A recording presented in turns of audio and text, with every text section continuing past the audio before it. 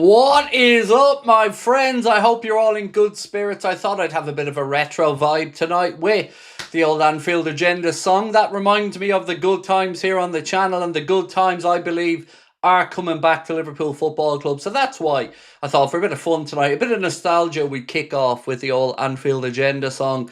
So as always, my friends, I hope you've had a wonderful weekend. We have a lot to talk about tonight. The first poll question is around the news. I say news, it's speculation really, of a potential reunion with Darwin Núñez at Liverpool. So we thought we'd ask you guys, would you take Darwin Núñez back at Liverpool if he was on a free? I'll tell you what I know about this situation, what I don't know about this situation. We'll talk about Richard Hughes and that potential move to Al Hilal, which has been reported again. We'll talk about Liverpool midfield options, a bit more on Andoni Iraola, and of course, most importantly, whatever questions you guys have, I'm here to try and answer them as best I can. So, ladies and gents, I hope you all had a lovely weekend, as I mentioned. Let's get straight into it. Stevie boy, bring back Mo, if that's the case. What a terrible thought. So, look, let's get straight into the Darwin talk. So, I've been reaching out to a few people today, and I can't actually believe I'm even doing that, to be honest, Stevie boy, but to ask them what their thoughts is. And I've reached out to a few people today. So, what I can gather, and the best I can gather, is there is no concrete link to Liverpool and Darwin coming back, but our name is being used out there because it's believed he'd like to come back. Now, I don't know if Liverpool maybe changed their mind and view this as a decent option, but from my understanding, at least at this moment in time, that isn't the plan for Liverpool. But, you know, it's football, and I won't obviously have the inside track on everything, so I'm not saying 100,000,000% you should rule it out. I think I wouldn't want him back personally because I don't like looking backwards in football. It's nothing against Darwin. I just think I'd rather us go in a different direction. But, of course, my opinion is only just one man's opinion, so we'll put it to the chat and we'll drop in on that poll in a little bit. Lots of stuff around this, like I said, but from what I can understand, it's his name being mentioned with us to try and drum up some interest in there. I also have to say I'd be really surprised if Al Hilal were willing to just throw away that money that they spent on him and not look for any type of a rebate or money back in. But look, let's wait and see what happens. I seen a comment in the chat there saying he's a fighter. No doubt about that. You know, you could question a lot of things about Darwin Núñez, but his work ethic wasn't really one of those things you could question. Yeah, and I was always rooting for Darwin. Look, it ended up at the end of it, I'm not going to lie, I was so fed up with the whole situation, but I was rooting for him when he came in, and I wanted him to do well. But for me, I would be in the camp of, no, I think it's best looking forward, unless we suffered a serious injury or something, and we were short there. But I also want to talk a little bit tonight, ladies and gents, about Cody Gakpo, because lots and lots of stuff starting to come out to say that he is unhappy and looking at his options. So we'll talk about that one tonight as well. Roshi said, we need every penny invested in players who actually improve the side. Núñez would collect his wages and we get a player who can't even start in Saudi Arabia. Well, that's my take on it all as well. Same as that. Like, if he's not good enough to get into the Al Hilal team or even into the matchday squad for the league over there, and he'd been relegated down to just playing in the Champions League squad, yeah, I just don't think it would work for us. And also, there doesn't seem to be a whole load of clubs around the world at this moment in time banging down their doors. I also want to just say, of course, I know I speak for everybody here when we wish Christian Eriksen all the best. What happened this evening, again, we don't want to speculate, but he did become unwell during a friendly this evening, and we believe everything is okay in that regard, and he's alert and healthy and all, but we just wanted to, of course, wish him well. I was covering that game on That's Football when Eriksen had his heart attack, and it was one of those moments that just felt so surreal to me, to be doing content in and around that at that time. And yeah, I feared the worst, and I was very glad to see that Christian Eriksen lived and, of course, got back to playing football. So it was worrying, I'm sure, for everybody to hear that news again today. But as I said, just sending love and best wishes to Christian Eriksen. Happy 1 year. Gakpo wouldn't be a bad thing. Getting Gakpo to go wouldn't be a bad thing. So, look, I have no issues if we sell Cody Gakpo. None. And if some of the prices that I've seen mentioned around are realistic, I'd absolutely take it. Of course, we can't leave ourselves short, and that's a conversation that we have to have. And I also have to come to his defence a little bit. I do feel like he was scapegoated a little bit, or at least there were some unrealistic expectations towards Cody Gakpo this summer. Yeah, I don't know. Look, I don't want us to be short, but if Liverpool could get another player in, so let's say there was a world where we could sell Gakpo and bring in Barcola and Diamonde, or any of those two type of pacey young forwards. I know Barcola is 24 heading for 25, but even a Bosman Toure, we just need somebody to make sure that we have another competitor there for Rio, and obviously give Rio the option to play on the left or the right.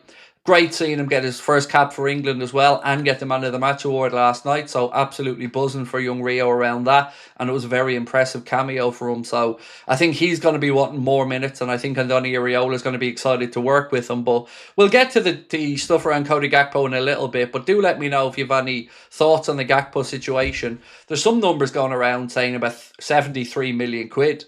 And at 73 million quid, I don't know, I'd find that hard to turn down for Gakpo, to be honest.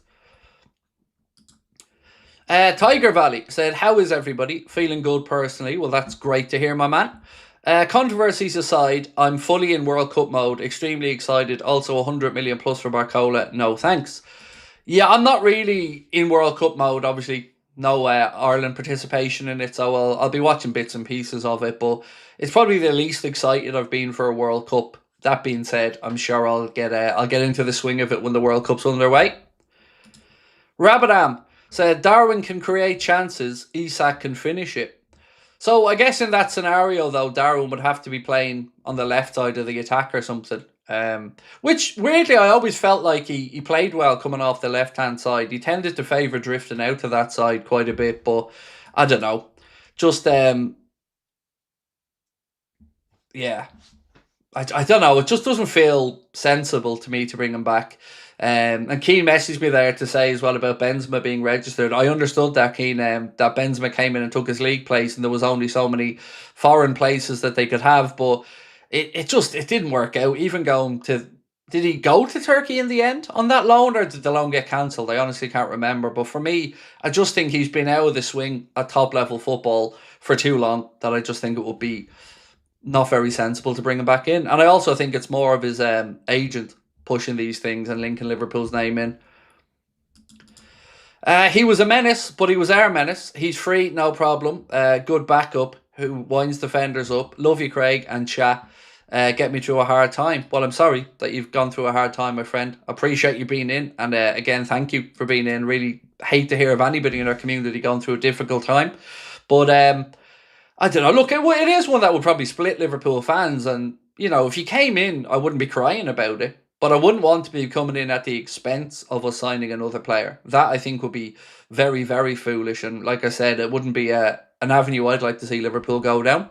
But to get back around to Tiger Valley's comment there about the situation with Bradley Barcola, there's not a fucking chance for me, lad. Sorry for the language again, but there's just absolutely no chance on this earth that I would be spending 130 million euro for Bradley Barcola. And I know that Paris Saint-Germain are quoting that number because it's the number that they believe Diamonde may go for. But I think with Diamonde, you're paying for a 19-year-old whose ceiling could be incredibly high. And you have to pay these days for that potential. But with Barcola, you're getting somebody who is technically just about to come towards the prime of their career. And I would say with a lower ceiling than Diamonde, or lower potential. So for me, if you're looking at the two of them and you're saying same money for both of them, I'm absolutely in the Diamonde camp in that regard because of the higher ceiling that he has and the, I guess, ability to have a longer career if it all worked out at Liverpool as well. So for me, I don't think either of them are worth 130 million euro. I think they're both overpriced. If I'm pricing up Barcola in euros, 75 to 85 million for me would be a fair price for Barcola, maybe a smidgen higher.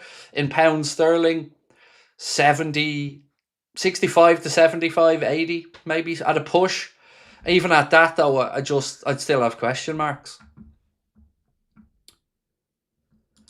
Carbon said, hey Craig, what do you think of Danilo Oliveira in the middle?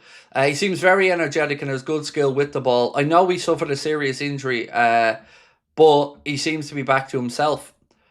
So I have a list of midfield players today, and I've been reading through some articles, some in the Echo, some elsewhere, going through a list of potential midfield players for Liverpool. But what's very difficult from the outside right now to figure out is exactly the profile of midfielder that Andoni Iraola is going to want in. Is he going to want somebody, as Keane would say, a shin kicker, somebody to win the ball back, or is he going to want a more press resistant type midfielder, dare I say, like a Regista? And I've got a list of names. I've been given a list of about 6 worth keeping an eye on, but you can always add a few more names to that list. So over the course of this evening, we'll run through some of those names and get your opinion on them.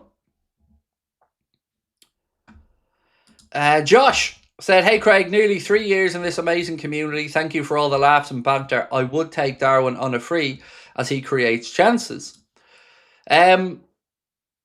I don't think it's going to happen, by the way, but it is an interesting conversation to have. I guess you'd have to see the wages as well, right? Like if you got Darwin in on low wages or pretty realistic wages and on a free, you could maybe understand it, but I'd still think a short-term deal.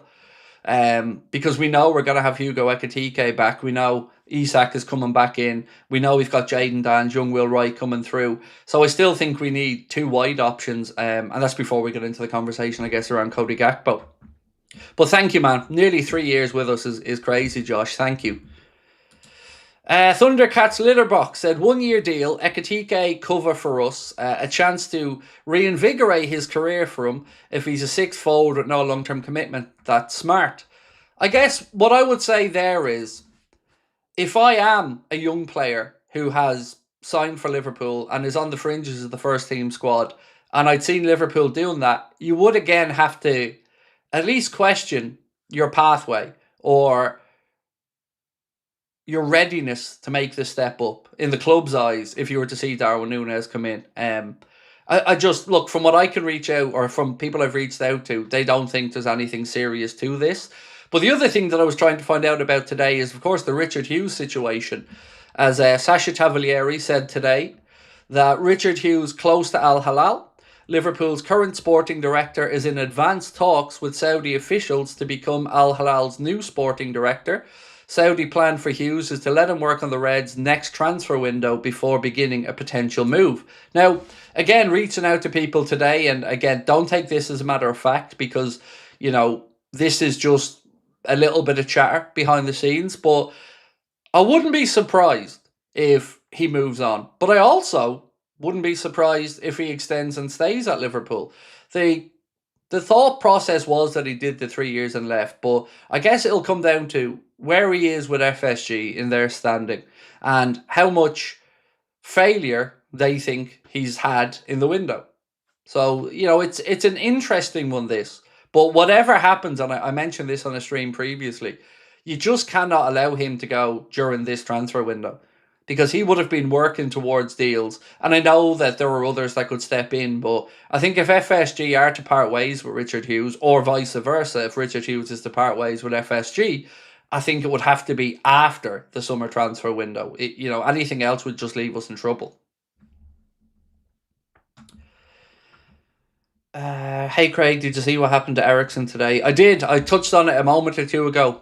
Sending him all the very best and hope. Well, he is okay, which is great news. But worrying to see it again.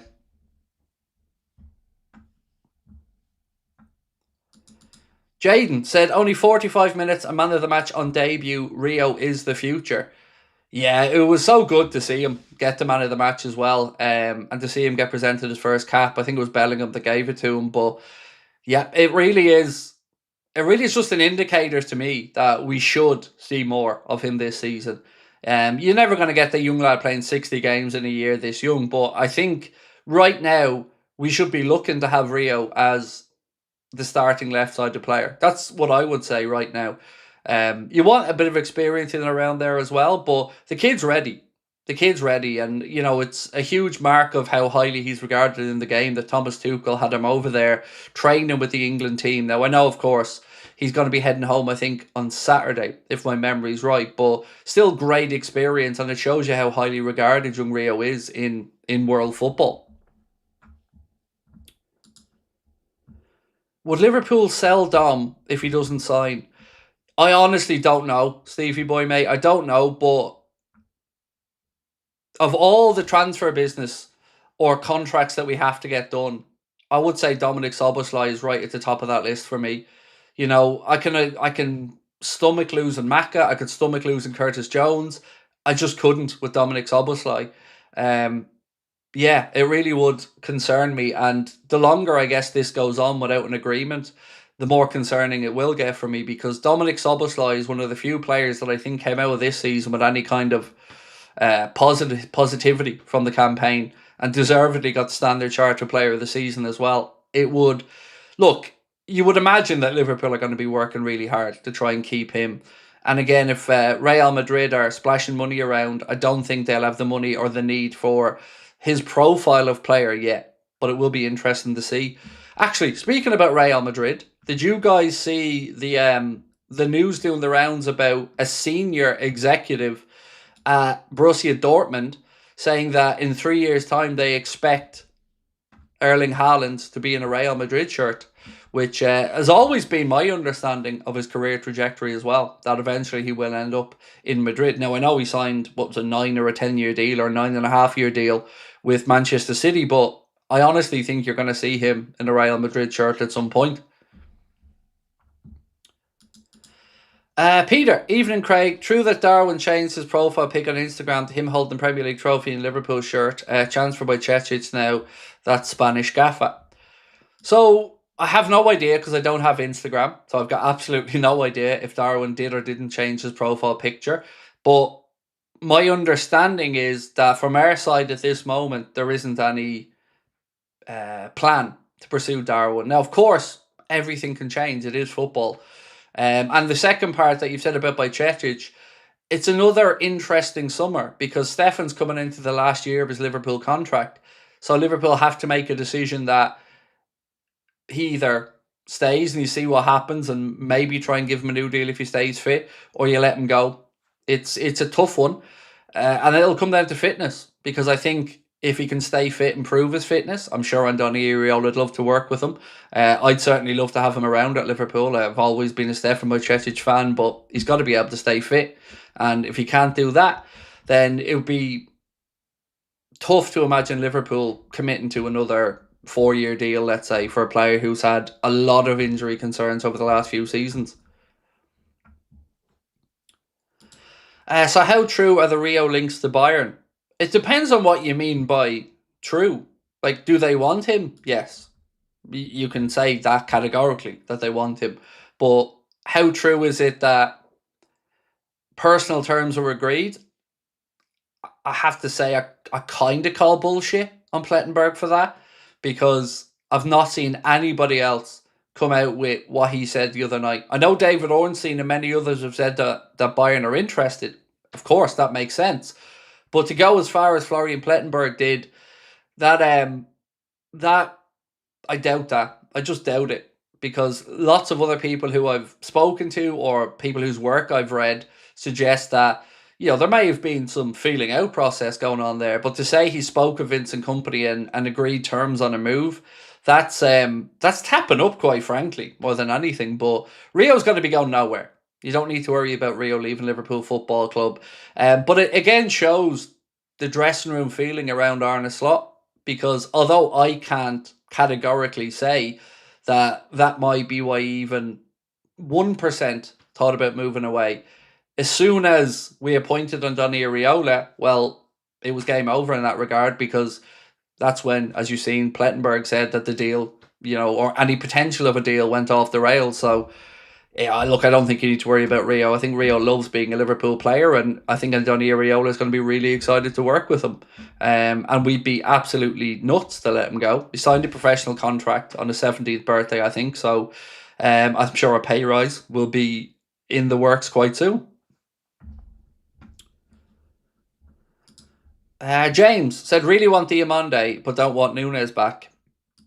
So I want Diamonde as well, and I don't want Nunes back. So I'm with you on both of those, James. And thank you, bro, for 6 months as a member as well. Appreciate that. So yeah, I'd have no issues with us going for Diamonde. In fact, you know, I'd be excited by us going for Diamonde. But it will be interesting to see how rigid RB Leipzig could be with the price tag. Because I don't think anybody's going to pay them 130 million euro at this moment in time for a player with very limited experience at a top 5 league. Mike said, how about Will Wright gets a run in the team? Well, you heard yourself, Mike, from Andoni Iraola, that he said he was excited to work with some of the younger players, fringe players, when the other lads are at the World Cup and the pre-season camp starts. And this will be a great opportunity for players like Will Wright to really put themselves in the new head coach's thinking. So yeah, and he's been doing really well, Will Wright, for the underage Liverpool teams. And, who knows? Truly, who knows? Like, if he has a really good pre-season, impresses Iraola, something could happen. Maybe he is pushed towards the first team a little bit. But look, it's just exciting that we can have these conversations now, isn't it? Because under Slot, we knew there wasn't much point in having this conversation because the options for players there were limited. And I still think, despite him saying that the most minutes of any 17-year-old in Europe's top 5 league was played by Rio, I still don't think we've seen him enough. I wanted more Rio last season, and particularly towards the latter part of the season, I wanted more of him.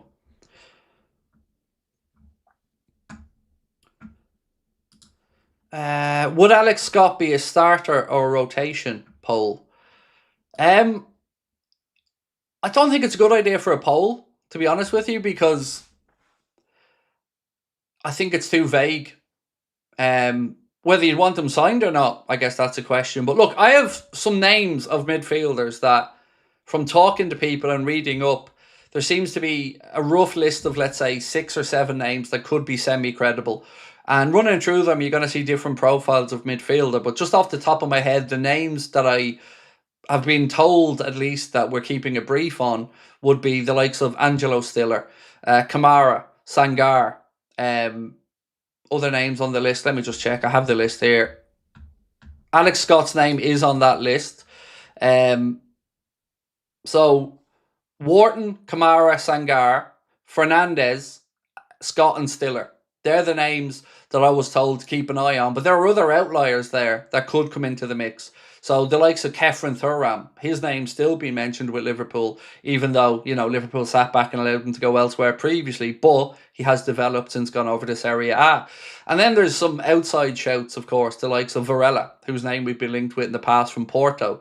But I don't know, maybe it's just me. I'd like the idea of a Tonali, but I don't think it's going to happen. I really don't. I think Arsenal may go back in for Tonali, or at least may go for Tonali, excuse me. But for me, it's hard to say which one is the right fit without knowing enough about how Iraola wants that position played. You can look, of course, at what he did at Bournemouth, and you can see Tyler Adams and Scott in that midfield. Tyler Adams obviously was what we would consider a defensive midfielder, but I don't know if he wants that type of player, if he wants, I keep saying the term regista, but like a quarterback type, somebody who's press resistant, somebody who can, dictate the tempo with the play, move the ball through the line, somebody, if you were talking like a Pirlo type player, a Xabi Alonso type player. Paul Bayman, thank you and welcome to Anfield Agenda FC, my man. Appreciate you becoming a member. So there's a list that the Echo have a good piece, and it's not very often you're going to hear me say that, by the way, but the Echo have a good piece from a young writer who goes through 10 names on their list with pros and cons. And the 10 names that they've considered for the midfield position are, one second, just get on my notes. So their list is Thuram, Tonali, Anderson, Stiller, Scott, Varela, Fernandez, Sangar, Kamara, Wharton. I think myself that Elliot Anderson is absolutely nailed on to go to Manchester City unless they can't agree a number there. But, Fernandez would be an interesting show for me as well. I don't know if West Ham are going to come down somewhat on the price tag that I've seen for him. But who would you guys want? Like, right now, without fully knowing what Iraola wants, what would be the name on your lips to come in to play that, let's just say, deeper lying midfield role?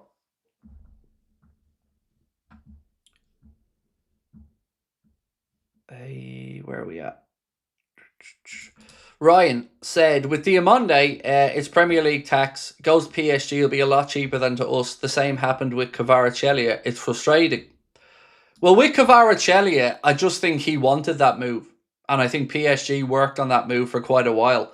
Um, I don't know if it would be Premier League tax, to be honest. It just... Look, I'm not disagreeing that Premier League clubs often are asked to pay more. Yeah, I do. But I don't know. I just don't think there's any world he's worth 130 million euro. I just don't think it's a credible number. The 100 million euro feels like a stretch, but to throw another 30 million euro on top of that for a player who, yes, has a very high ceiling, but a very, very limited scope of work at the top level, it's a big leap of faith. So yeah, I just, for me, the number's too high. So it'd have to be, Liverpool have to be below the 100 million euro for me for it to make sense. Because remember, we've a lot of work to do, and we won't have unlimited funds because of the way FSG operate the club. So, how much we invest into one particular position, it's going to be interesting to see. But there is no doubt Liverpool are trying to get a deal for Diamande over the line. But, whether it progresses as the summer goes on as quickly as we'd like with the World Cup and all, I don't know. Find the Pass said, I would love Sangar from Lawns, midfield monster. So that's a name that lots of people keep saying to me. Bent's, I think, a big fan as well of Sangar. I don't really know much about him, having not watched all that much of Lawns. Felt like they overachieved a little bit in the French division. And of course, their manager, Pierre Sage, has now been linked with, who's he been linked with? Palace, was it? I think it's Crystal Palace or Fulham, one of those jobs.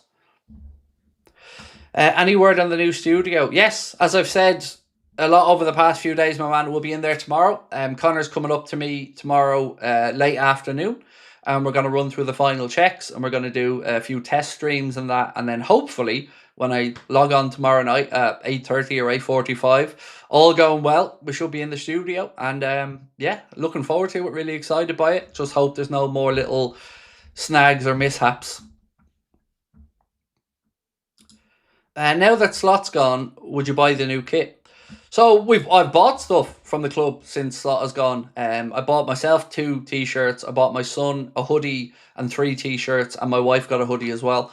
The jersey for me, I'm just not going to buy it because I'm trying my best to lose as much weight as I can, and I don't want to buy it now and then have to re-buy it again in a while. So I'll probably hang off a little bit on that, and I also want to see what the second kit, the away kit, and the third kit is like before I decide which, if any of them, to go for. But certainly have no problem now spending money at the club, absolutely. Did you see what happened with Ericsson? God love him. I did, and it's great to hear that there's a positive outlook, that he's talking and all that stuff. Yeah, very frightening to see it again, and his well-being, of course, is the main concern in all of this.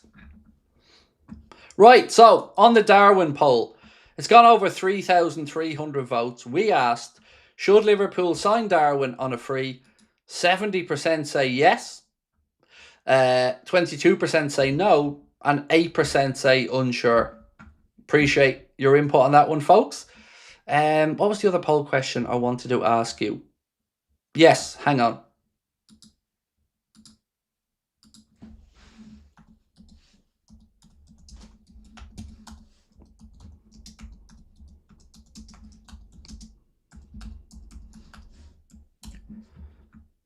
One sec.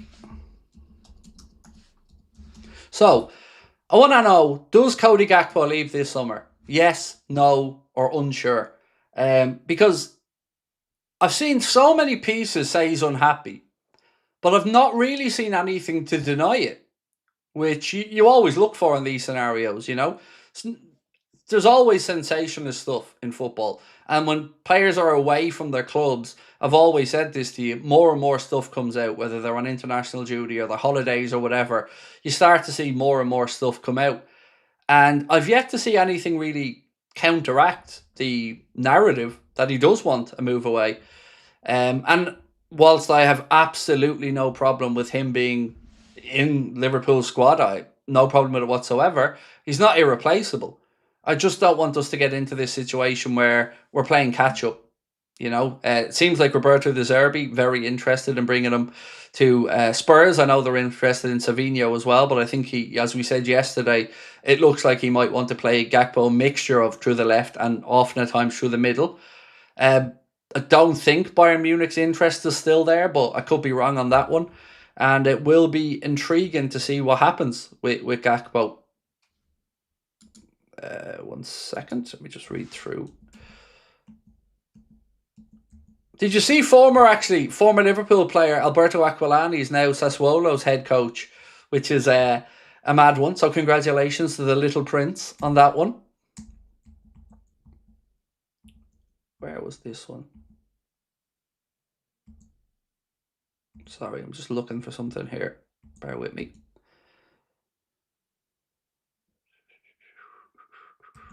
Okay.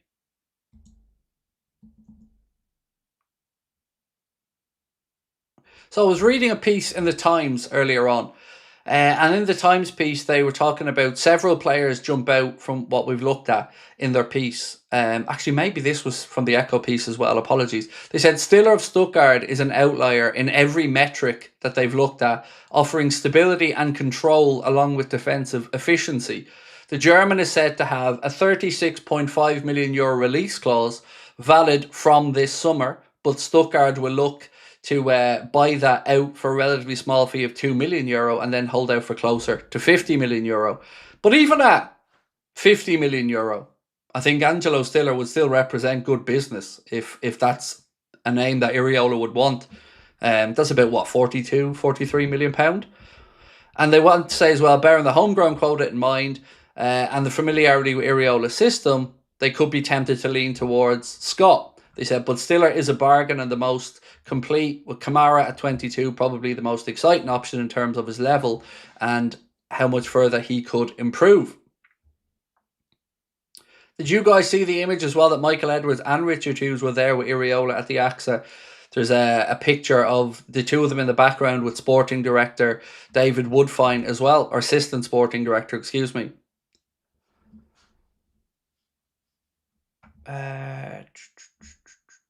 Craig, you should do a poll with people for Darwin and Gakpo. I don't think they're related, so I don't really understand why doing the poll. Yeah, I don't think their futures are intertwined in any which way. This report here, coming out of somewhere at GBS or GB Sands, said Darwin Núñez would like to return to Liverpool with the forward reaching an agreement in principle with Al Hilal to terminate his contract to allow him to leave the club at no cost. I don't know, lads. It just feels a bit mad. It just feels a little bit mad. Did you see Dejan Lovren, by the way, talking about the Salah situation? So I think Ismail Mahmoud said exclusive. Dejan Lovren opens up about Mohamed Salah's departure from Liverpool, claiming if Klopp had stayed another year or two, maybe we wouldn't have left in such a way. I spoke many times with Mo, and we can all agree that it wasn't his season, not the season that he wanted, nor what we expected, nor was he used to playing. Everybody expects from Mo at least 30 goals a season, but it wasn't this year what it should be. At one moment, Mo decided to say, thank you guys, it was a pleasure to play, but this was not the way he wanted to leave. He never expected to finish his career like this, and he knows that we all know that. Football is unpredictable. If Klopp had stayed another year or two, maybe he would have left in a better way, but it happened like this. And he also said, you see what one person can do to someone. Dejan Lovren on the stark contrast between Mohamed Salah's relationship with Jurgen Klopp and his relationship with Arne Slot. With Klopp, he had a really beautiful relationship. It wasn't always perfect, but they knew each other well. They trusted each other, sometimes with strong opinions, but in the end, they loved each other. Mo gave everything on the pitch for Klopp, and Klopp gave him confidence. Here, it was everything the opposite. Simply like that. Everybody knows that because when you look at the previous 8 or 9 seasons, he was doing really, really well. And then the last season, now people will say, yes, but he was also good in the first year Slot came in. But I don't think it was like that because I think Slot, got the team as it was. It's sad, in my opinion, that Mo leaves this way. I never expected it, especially since he had another year. You see what one person can do to somebody. So, you know, Lovren, in no doubt there that it was because of Arne Slot that we'd seen Mohamed Salah leave early. And look, not really a surprise to us, is it? Paul Savage said, "Why are all transfers suddenly in the €100 million region?" It's crazy. You're all right. It's so difficult to look at players these days and think of any kind of realistic, at least Premier League to Premier League fees. Adam Wharton, £100 million. That look, I like Wharton, but you can piss right off with £100 million for Wharton. That's ridiculous. That's absolutely ridiculous. Because if you're willing to throw around 100 million, you should be kicking the door down for Elliot Anderson, in my opinion, and trying to gazump City on that one. It just makes no sense. 100 million for Wharton will be absolutely insane. To me, he's a 60, 65 million quid midfielder, and I think that's more than fair. So if these numbers that have been doing the rounds from some of the Palace accounts are even credible, no, thank you. Absolutely not. Not at those numbers.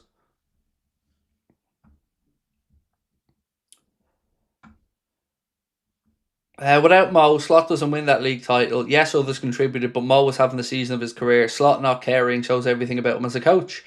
I think we'll all agree that we don't win that league title without Mohamed Salah putting up the numbers that he did, and what incredible numbers they were. I'll still say, though, that was the most beautiful surprise that season, because I'm usually an overly optimistic Liverpool fan who goes into a campaign and expects something big.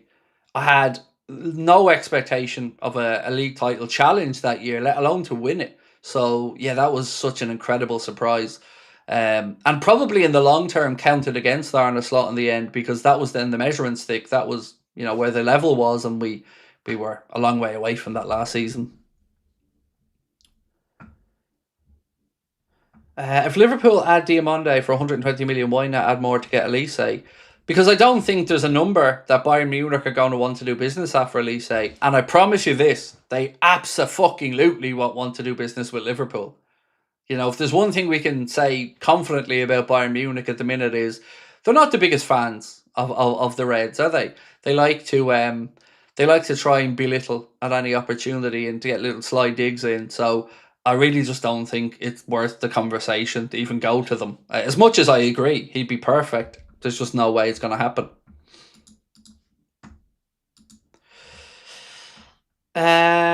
Claudia said, Craig, I see Tottenham want to cash in on Vuskovic. I'd seen that, Claudia. I must admit, I don't know much about Vuskovic.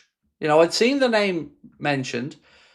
I just, I really don't know much about him. So, was he out on loan or something last season?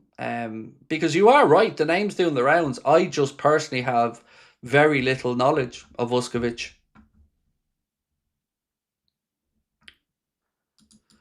Nunes, no way, sporting director. Keep getting changed. Well, Nunes, no. The way sporting director keeps getting changed. I'm concerned about that as well. It's been something that I think we've gone through too many of in the last 5 or 6 years, sporting directors. But I don't know what happens with Richard Hughes. I really don't. Here's what I don't understand. How is going to the Saudi Pro League a step up? He came from Bournemouth to Liverpool. And I know I'm a Liverpool fan, but surely that's you arriving. That's you at the top table then. And you want to build a legacy then at that club. That's the way, at least, my brain will try and link these things up. If it's just purely a financial thing, then maybe a move to Saudi makes sense. But I don't think these guys are going to be short of a few bob anyway. So, he could stay at Liverpool if it worked out for 6, 7, 8 years. And he could be known as the man that, maybe brought in Iraola after winning a league title with Slot, and maybe Iraola achieved something big.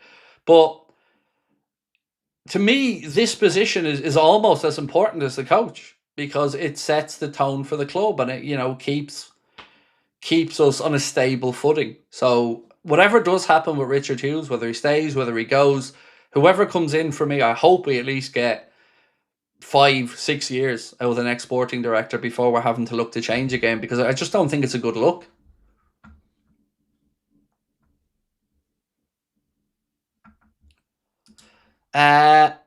Mark said, Gakpo, Van de Ven, straight swap would be amazing. Do you know what? I do that, Mark, yeah. I mean, I've seen nothing to say it's possible, but Would I swap Van de Ven for Cody Gakpo? Yes, I would. And I think numbers wise, yeah. I think yeah. Just a yeah. There's nothing to add, mate. No waffle. Just it would be a straight yes from me. But I don't think Van de Ven's going to leave Spurs now. I don't. I think, with De Zerbi coming in and that, and them looking to bring in Jean-Paul Van Hecke, although they've had a second bid turned down for him. So what are you saying, chat? Would you take it? What Mark mentioned there? A straight swap for Gakpo for Van de Ven. What are we saying? Would you take it? Now look, I have to say, my centre-back target would be Nico Schlotterbeck. That would be the one I'd want to see coming in.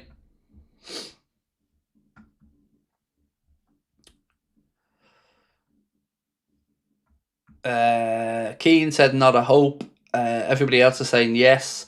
So why would it be not a hope for yourself, Keane? The injury concern, not think Van de Ven's good enough, aerially maybe not strong enough, because that is something I would say would definitely be in the concerning part for me with Van de Ven. Recovery pace, brilliant. Physicality, brilliant. Injury concern, yeah, that would be there. I don't know. If I'd find it an intriguing one, mate, I would. But like I said, Schlotterbeck would be the one for me that I want to see Liverpool move for. Has there ever been a straight swap? Yes. Yeah, there has. Now, they're not as common as maybe people would think, but yes, there have been instances of straight swaps. Am I wrong, or did Van Persie, was that not a straight swap? Maybe I have that wrong, but in my head I thought Mkhitaryan and Van Persie maybe was a straight swap at that point. But I might be wrong on that. Hey Craig, greetings from Serbia. I'm a big fan. Thank you, Nicolo. Appreciate you, my man. Welcome in. Why do people love being ripped off by the club merchandise? I think it's more a case of people want to support the club. Certainly for me, I look at these things and, I know that without the Liverpool badge on an Adidas hoodie, the same hoodie's probably 20 to 30 quid cheaper. But you pay it because you want to support the club. And when it's a support, I mean financially as well.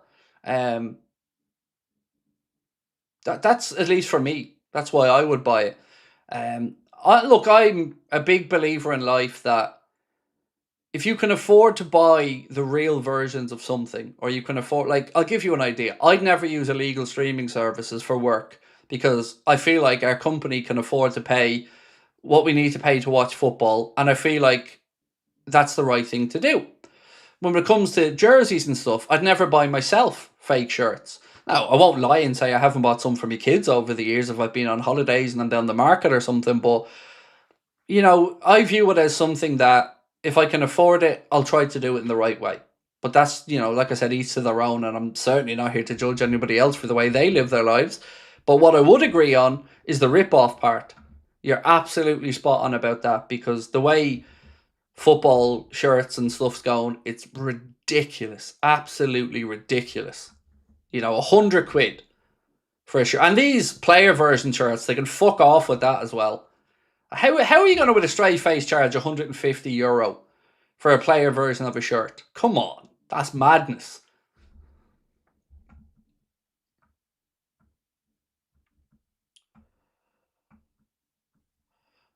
Don't think you have, mate. I don't know what that is. Cleggan, you're putting in something, and I don't know what you're saying, mate, because there's no context to it. So all I've seen is don't think that you have, mate.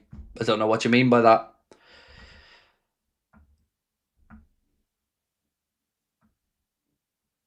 Honest watch reviews. I'm not doing a poll about Darwin and Gakpo, mate. You can try and rephrase it and reword it as many times as you want, but you're not going to see Darwin Núñez back at Liverpool, from what I understand. So, the stories are out there, but my understanding of it is that there's nothing to it other than our name being used, and I'm sure maybe he would like a return, but I just don't know of it being something that's in the works. So, and I think to link him with Gakpo going out would be the wrong move, because even if Darwin came back in, right, if he did, you're still going to need a left winger.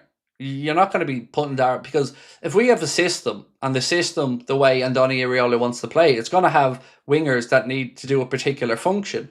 So there will have to be players that can do X or Y, whatever Andoni Iraola wants from them. And Darwin isn't a winger. So I just doesn't make any sense. £125 for a rugby jersey, so not just football. Yeah, look, it's definitely sport wide, Esther.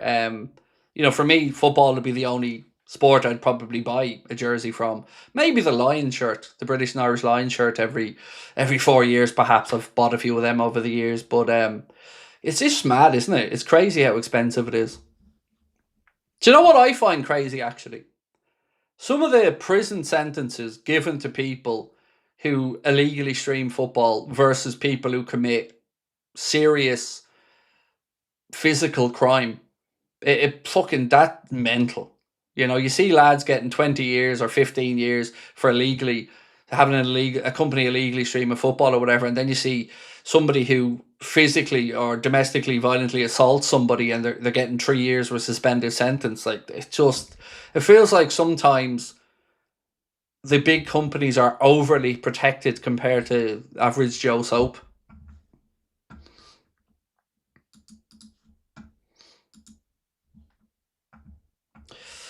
You just don't like Darwin, Craig. See, this is the part where, again, you're being wrong. I've bought and owned 2 signed Darwin Núñez shirts.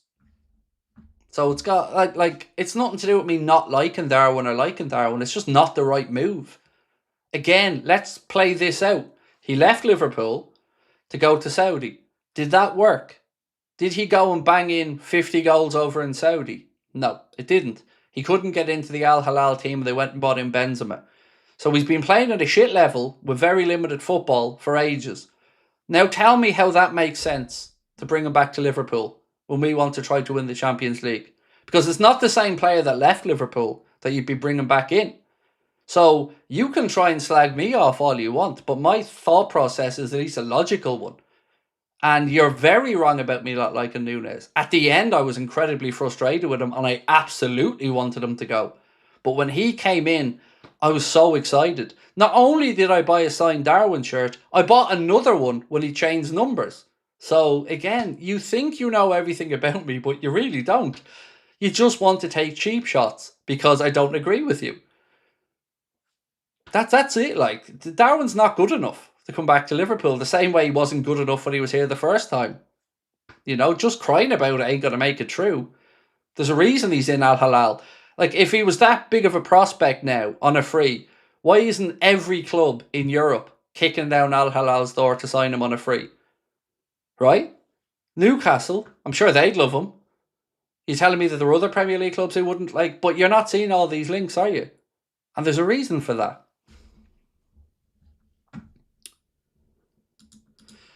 Would rather you up front than Núñez. No, you really wouldn't. You definitely wouldn't. The only positive this season is the sacking of Slot. So I would say there's 2. That, which is a positive in one sense, but it's also not a good thing in another sense because it means that the club weren't where we wanted the club to be. But for me, to know that we still got Champions League football, Peter, and we changed coach, that I take that as a bit of a win, because I really worried that even when I had the information towards the end, as the season went on, I really worried that they weren't going to end up keeping him if we got Champions League. But I think even the way the season just ended and we stumbled over the line, there was never any indications that it was coming together. So I'm just glad we got Champions League football out of it as well. Premier League predictions for next season. I think it's impossible to give them because we haven't seen any transfer business done yet. And, you look at the coaching scenario. You've got Liverpool with a new head coach, Manchester City going to have a new head coach, Chelsea have a new head coach, Spurs have a relatively new head coach, Manchester United now have Carrick in there full time. Spurs are going to have Palace are going to have a new head coach, Fulham are going to have new head coach, Bournemouth are going to have a new head coach. It's really, it's next to impossible to look at it right now and think, who's going to go in there and hit the ground running. What I do feel comfortable in saying is we have a lot of catching up to do. But I think we do better than we did this season. At this moment in time, I would probably say you'd have to go with the continuity of Arsenal if you were to say the favourites for the league title right now. That's where my head would be at. I also think that Alonso is going to do really well with Chelsea in year one, particularly because they don't have European football, so they can keep players fresh like United did this season, and don't really have 2 games a week to play, so it gives him a bit more time on the training ground. Yeah, it's I don't know. It's a crazy one. It's really difficult to make any type of predictions at the minute because there's so much so much uncertainty or unknown. Lee said, I disagree. We need improvements all over the pitch. Might not be in the budget, so getting a third striker on a free isn't a bad idea, especially when Hugo's injured. But Lee, we have strikers at the club. So we have Lewis Kumas, who's played centrally for Wales. We have young Will Wright. We have Jayden Danns. I'd rather see these guys at least looked at in pre-season to see if one of them can make the step up. That's the way I would rather go about it, personally, mate. Because we only have a short-term problem through the middle. Hugo will be back. And when Hugo's back, we've got Hugo and we've got Isak. Now, will Isak be able to stay injury-free? Who knows? I just don't think it makes sense to bring in another centre-forward. I'd rather get a wide player who can maybe cover centrally if needed. And that's why I've said Jarrod Bowen before. Joey, Craig, I emailed a week ago. I know you guys are busy. The judicial system is there to protect the structure of wealth and NGOs. Hope you're well. So, as I said, Lee, Joey, I don't see the emails. I'm not signed into the emails. If Connor thinks I need to see something, he sends it on. We've also had a crazy busy week behind the scenes with stuff that I can't really go into here. But I don't know what else to say, Joey, my man, because I don't want to annoy Connor and go, this guy said he sent me something, I need to see this. There's a reason why I'm not over the emails, and it's because of the police.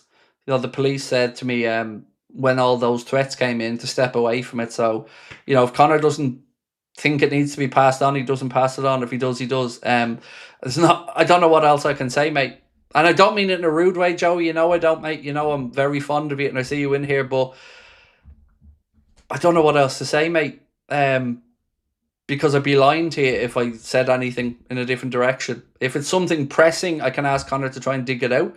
But other than that, dude, I just don't know.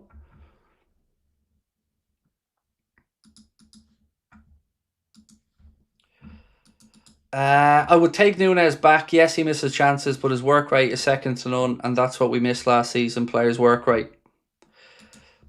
Cool. Yeah, I look, I can understand the theory of it. For me, I wouldn't be excited by it, and I think it would be foolish because you're also admitting you made a mistake letting him go at that point. Then, it will be interesting to see what happens, but for me, I don't like looking back in football, and you can even see with Klopp. I said similar things, and that's with Kloppo.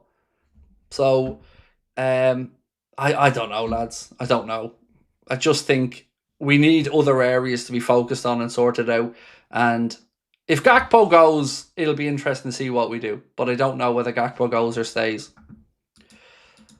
So we asked, does Gakpo leave this summer? That's the poll question. 70% of the people that voted said yes, they think Cody leaves this summer. Yeah. So people saying don't think it's a mistake if the money's right. Again, if you're Will Wright, Jayden Danns, Lewis Kumas, Kieran Morrison, any of the fringe players, young players at Liverpool, how does that sit with you? Because you've signed for our club because you believe the pathway is there. And usually the pathway opens up to you when there's an injury or a gap. So for me, it's again sending an Arne Slot type message to those young players that we don't have faith in you. If you go out there to bring back Darwin Núñez, who's already been at the club, already didn't work out, failed in Saudi Arabia. I just know if I was a young player and that happened, I'd be incredibly pissed off if I was in their shoes. I was thinking, well, how's that fair on me? When am I going to get my chance? Do you know what I mean? So I think we need to just drop sentiment and think about it logically. And logically, for me, it just doesn't have any credibility to it. And again, I don't want to. I want to see these youngsters progress through. We all complained that Arna didn't give youth a chance. Well, now we have a coach who has a record of giving young players and improving young players and coaching young players through. And I want the future of Liverpool Football Club to be able to make that step into the first team. So that's why, for me, I'd keep saying no to Darwin.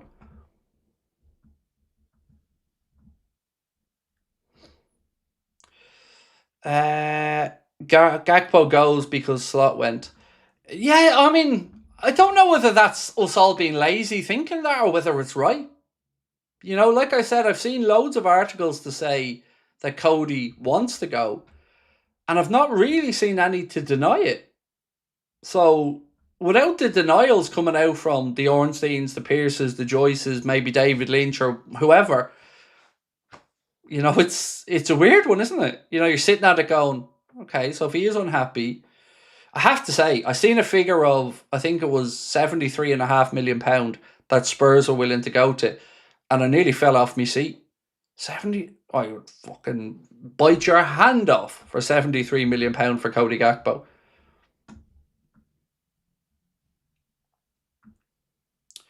Would you have Harry Wilson back? Harry Wilson would be a far more credible idea for me. But the last thing I heard, and this is going back a little while, so maybe things have changed, but my information was that the most likely destination for Harry Wilson was Aston Villa.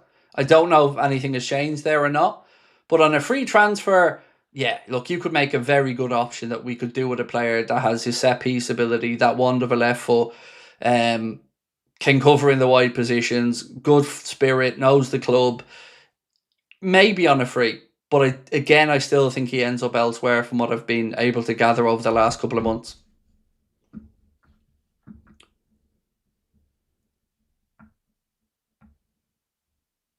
No offence to the young kids, but if the mentality is to throw your toys out of the pram because the players coming in your position, then maybe they ain't strong enough for the first team. You're looking at it all wrong, though, in my opinion, mate. I think you're just looking at it wrong. Ask yourself why they signed for the club and why we were able to attract them to the club. Because remember, Liverpool have spent a lot of time and energy with Julian Ward and that, bringing in the best young players that they can in loads of different positions. And the appeal was that we have a pathway through. And this isn't just another player coming in their position. Because I fully expect that if we signed, let's say, Barcola, that's a different story. But you're bringing back in somebody who's been at the club, failed at the club, pissed off fans at the club, taken down Liverpool social media stuff, gone to Saudi Arabia, failed in Saudi Arabia, and then in your mind you'd be thinking, and yet they still think he's better than me? And they still think he deserves an opportunity over me? So again, it's not about young players throwing their toys out of the pram. There are ramifications for the club in a wider context if we want to keep being able to attract the young players and the best young players into the club. Dortmund have a beautiful little conveyor belt and a lovely little niche that they have.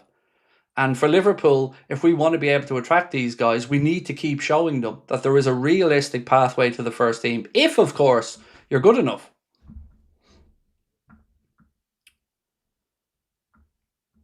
What happened to Mateus Fernandez Pardo? Nothing yet. I don't know of anything changing. That's a name for me that I have absolutely no input on or knowledge on. Just a name that was doing the rounds as being linked. Is he the guy who plays for Lille? Is it that guy, the winger from Lille? I think it was Moby Hake on X or one of those accounts said that he believed he could be one of the most underrated signings for somebody this summer. But I don't know anything about him.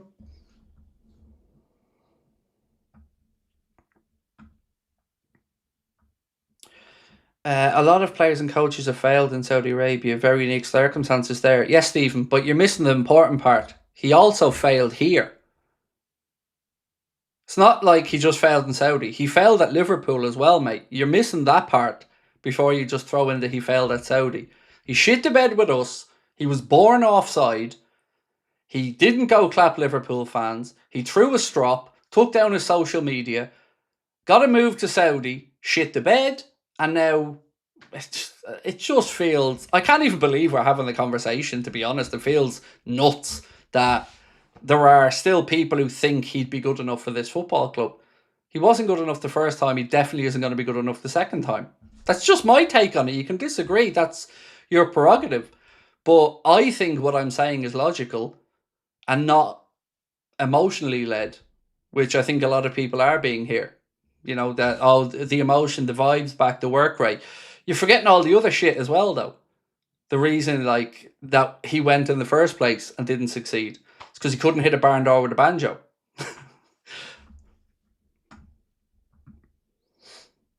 Do a poll. Already done one, Oliver. See? That's why you need to be in on time, mate. You need to be in on time.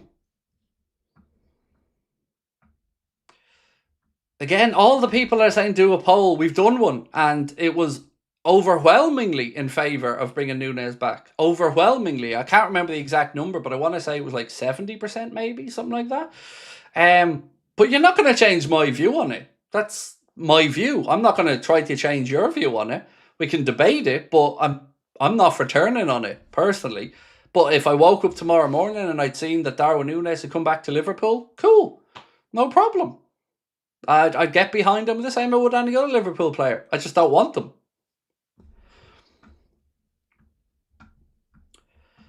Craig, if it comes to the end of August and we only had Isak for the start of the season, then would you take him? I'd be far more open to the idea of it then, yeah. Because towards the end of August, you would have seen Andoni Iraola assess the younger players, had the full pre-season with them, seen them get a few games in as well. And at that point, it would make far more sense to me to look at it versus now when, you know, he hasn't even had a chance yet to look at what he has to work with. But at the end of August, that would at least... I'd understand it a lot more then than right now.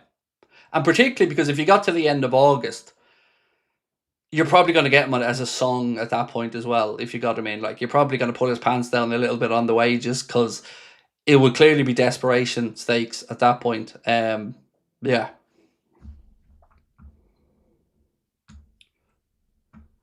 Where are we at? Nessie, thank you, my friend. Surely the data says no for Darwin. I don't know. Look, like I said, I reached out to people, a few journalists and a couple of friends in the industry, and nobody has anything credible on Liverpool being interested in Darwin other than Darwin's agency trying to get a move for their guy, which of course is understandable. That's their job to do. But what we've not done here is talk about what we actually realistically do need to do. So let's go through each position. If you can, I'm on for a late one tonight. So everybody, you know, if you're on for staying on with me, I'm in good form, full of energy. Let's talk. So let's talk right back. That's a position I think we'll all agree Liverpool need to address in this window. But what's the best option there for us at right back? Who should we be looking to bring in? You know, for me, if you had a blank checkbook and an ideal world, I'd love somebody like Tino Livramento to be brought in. But I don't think that's realistic. I'd also have absolutely no issues with bringing back Neco Williams, that went to Nottingham Forest. I'd have no issues with him. They're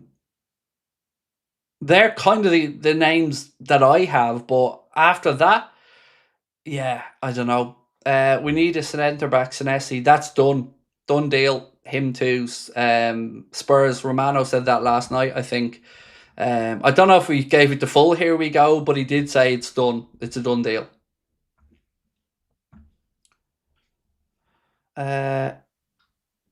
Coyote is a name that people have mentioned in the chat a bit. Coyote's an interesting one, but I would have to admit I would have had probably limited watch time, keeping an eye. I've seen lots of Brentford games, but I wouldn't have really gone out of my way to pay attention to Coyote. But it's certainly an interesting one and somebody who has more than enough Premier League experience. Palestra's an interesting choice, yes, but there's been a lot of groundwork, as we all know, done by Inter Milan on that one, and they've also lost Dumfries, so I think most likely you'll see Palestra stay in Italy, would be my guess. Not inside information or anything, just a guess. Iriola was a right back, wasn't he? Yes. Yes, he was. So, and one that we tried to sign, actually. And on that, I read this out earlier on, but I read a brilliant piece from Jonathan Northcroft in The Times, and it was about the rejection that we had from Andoni Iraola in 2013 when Brendan Rodgers was at the club, and we tried to sign Andoni Iraola from Athletic Club Bilbao, and he told Liverpool that he will either stay on with Athletic Club Bilbao and sign the new deal, or he'll come to Liverpool when his contract expires. In the end, he stayed at Athletic Club Bilbao. But in this article, there was a couple of really interesting things. So when Michael Edwards and Liverpool went over to have a look at Andoni Iraola, they also seen Richard Hughes and Bournemouth staff there keeping an eye on them at the same time. And of course, he ended up going there to take on after Ray Vicano. He went to Bournemouth. But it's his rejection of Liverpool, or rejection of the opportunity to join Liverpool, that seemingly left a lasting impression with Hughes and Edwards about the type of person that Iraola is. Let me read this out to you. So when renewing with Athletic Club, Andoni Iraola sent a letter to Liverpool explaining the reasons for his decision to stay at Athletic Club and not move to Liverpool. Very few players, Jonathan Northcroft writes, would even bother doing that, and the letter's tone marked Iraola out as unusual too. It was a humble, generous and self-deprecating letter. He expressed his thanks for Liverpool's interest, his desire to one day play at Anfield. He praised the first choice right back that Rodgers had at the time, which was Glenn Johnson, and quipped that he was surprised Liverpool maintained their interest in him after watching him have a poor game against Malaga. From that point, Edwards and Ward maintained links with the Basque man. They took note when the first Spanish club he coached, tiny little Mirandes, reached the Copa del Rey semi-final. And then he repeated that same feat with Rayo Vallecano. There were discussions about him sending young players such as Sepp van den Berg to Rayo Vallecano on loan as well. But it was a really, really interesting article from Jonathan Northcroft that kind of pieces it all together about how long he has been on the club's radar, just from a player perspective, becoming a coach then as well. But I want to counteract that with something Guillaume Balaguer said. And I don't know if you guys have seen this, but he was talking about the Alonso to Liverpool situation, Guillaume Balaguer, and this is what he had to say speaking on the Sports Agent podcast. He said, "This is how it happened. Xabi Alonso would have been the number one choice if Liverpool had decided to get rid of Slot earlier. At the time, where Xabi Alonso was waiting for Liverpool to say that, it just didn't happen because Slot was going to stay, and that's the message that his agent got." Before he added, at first, the agent says, "I don't think Xabi Alonso's going to go to Chelsea," and then they start looking into it. So then they start getting themselves convinced that Chelsea is a good idea and go for it. Then, a little bit out of the blue, the same agent gets a phone call, "How about Iraola for Liverpool?" Because, of course, they're both represented by the same agency. So that's what Guillaume Balaguer believes took place. But honestly, I don't jump on to defend the club if I think they're wrong. But from my understanding and anyone I've spoken to, I truly, truly, truly believe that Liverpool stylistically didn't want to appoint Alonso for that reason only. Now, they did have contact. I said that to you guys in March. But from my understanding, the decision they came to wasn't because of Alonso and that they didn't like him, didn't want him. It was purely down to do with the brand of football they wanted us to return to, and that Alonso's brand of football just isn't that, albeit is an effective brand of football. That's my belief and my understanding of it. So, I would somewhat disagree with what Guillaume Balaguer said there, but, what we do know is Andoni Iraola is now the Liverpool head coach. Right, let's get back into the right back conversation. Somebody like Simican, who can play right back but can cover centrally if Frimpong and Bradley come good. Somebody like a Joe Gomez, is that what you're saying? I think Joe goes this summer, by the way, because it's either that or we lose him for free in a year's time. And, well, you can never rule out us losing a player for free in a year, can you? Have you seen the footage of Liverpool fans singing "You'll Never Walk Alone" to Philippe Coutinho and him taking part? I did. And do you know what stood out to me in that video? I can't be the only one that noticed this, but he didn't know the words. That's what stood out for me. in it was a really cool video. I believe it was in a restaurant in Greece or somewhere. But yeah, he didn't seem to know the words when he was trying to lip sync them. But yeah, it was still a nice moment.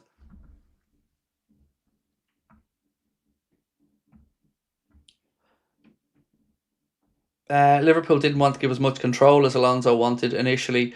Uh, that may be the case as well. Yeah. Look, I would have more than happily had Alonso at Liverpool. I would have been more than happy with that. But I can't lie, lads. The more I've kind of gotten to grips and kind of, thought about Andoni Iraola, I'm incredibly excited.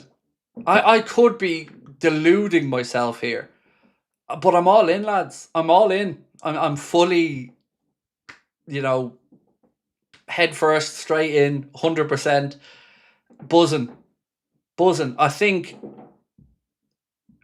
this might be the coach that makes the step up from a lower club and actually does something special.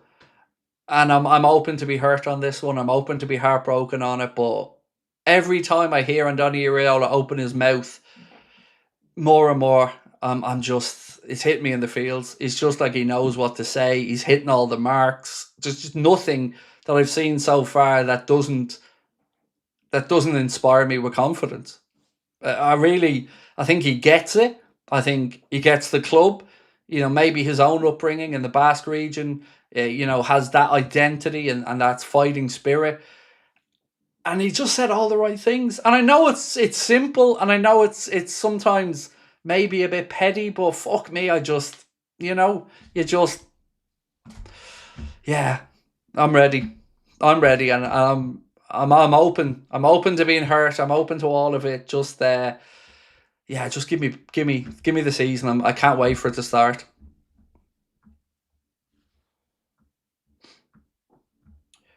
Dumfries would have been perfect. Yeah, look, I always said Denzel Dumfries would have been a more than credible option. You wouldn't be blocking the pathway or, stalling Bradley's career if he can stay fit.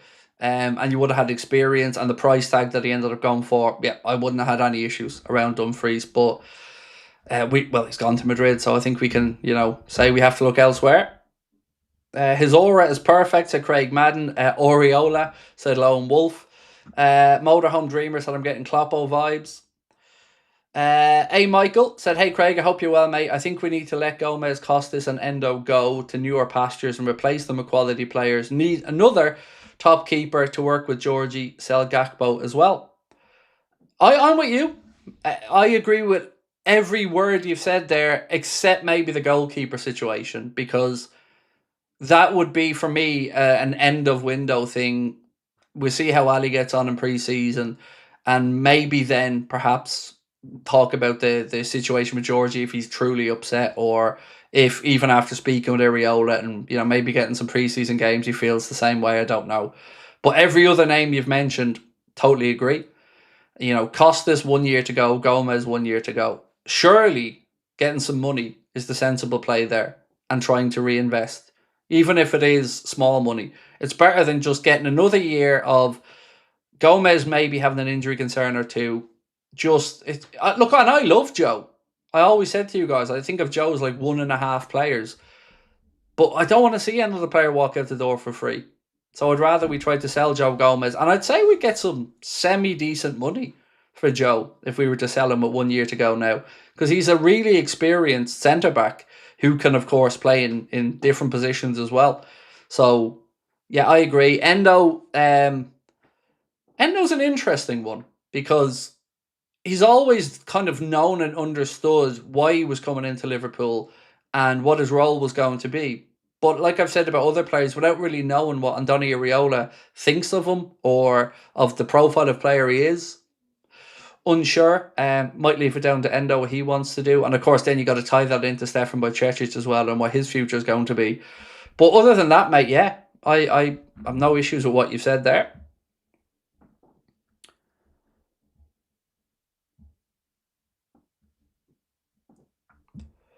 How bad is the Bradley injury? Honestly, I don't know, mate. I don't know. I haven't seen anything, heard anything from the follow-up from Chris Williams other than the information that he posted. Haven't got a clue. But look, I think we all maybe interpreted something from what he said, but until we know categorically, I don't want to second guess it.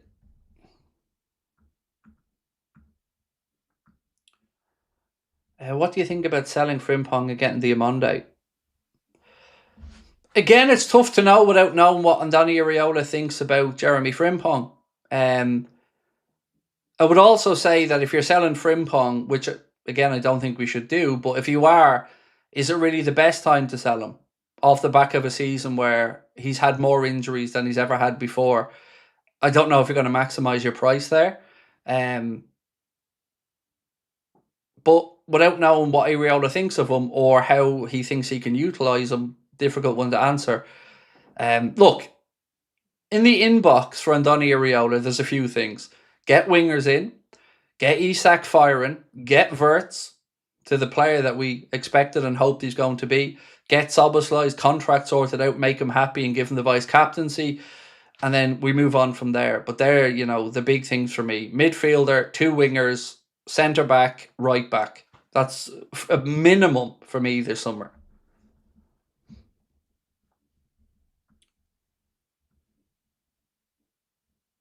Don't sell any signings from last year. That was a great window. We just had the wrong coach.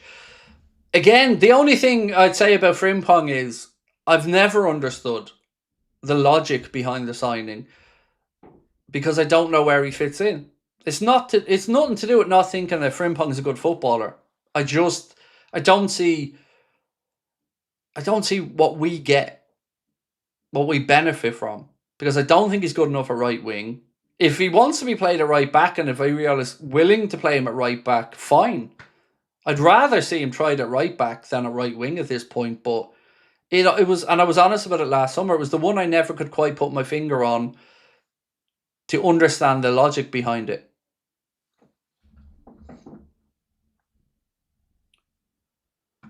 I felt the same thing about Slot. He said the right things, but it went on. It was concerning.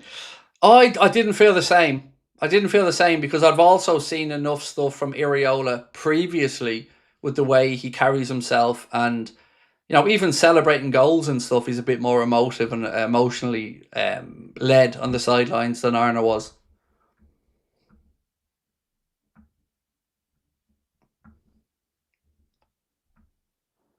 Let's hope the club doesn't wait until the last minute to bring players in. The sooner the better.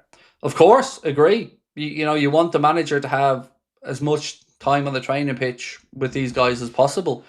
And you know what? I can't be the only one who's excited for the preseason tour to see the emergence of some of these young players. So last summer, like Lucas Stevenson was somebody who I enjoyed in last summer's preseason stuff. I thought that was quite good. And it will be interesting to see who makes the step through in towards the first team and get, maybe into the manager's thinking for the season, because you'll have more opportunities there because the lads will still be either at the latter stages of the World Cup or on their holidays from the World Cup.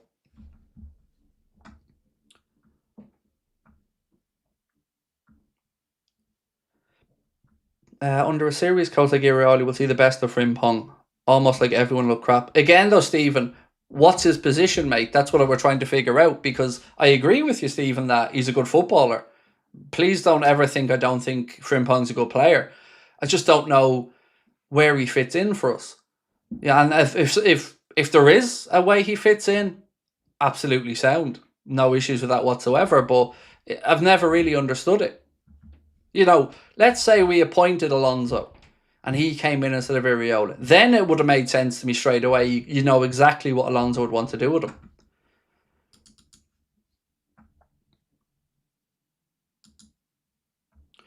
So this coming in from Cope said, Enrique Riquelme tried to convince Jurgen Klopp to record a campaign video supporting him ahead of the presidential vote. Riquelme was even ready to improve his financial offer from his own pocket to secure Klopp's endorsement. Wow. Well, it looks he lost that anyway. So Florentino Perez has been re-elected, I believe, the president of Real Madrid.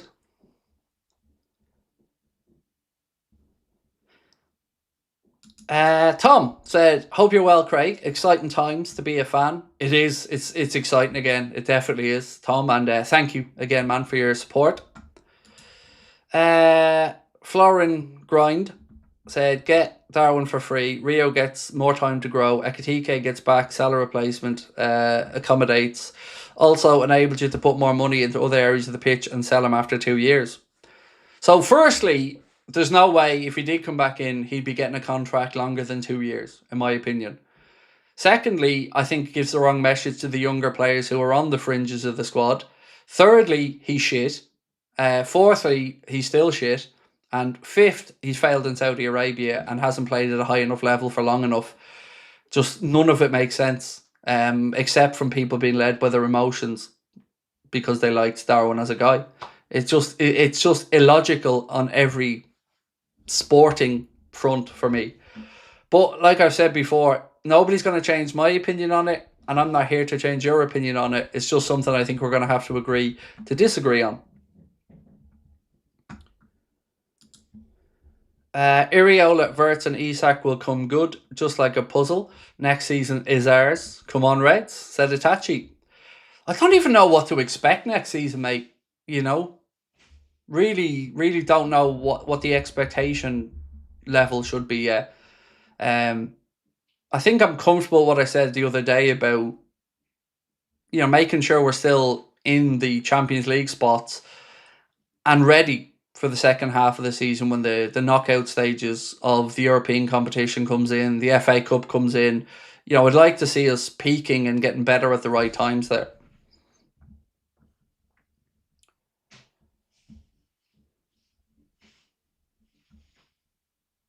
Thoughts on using Rio on the right? Yeah, Dave, for me, any winger should be able to play on either side.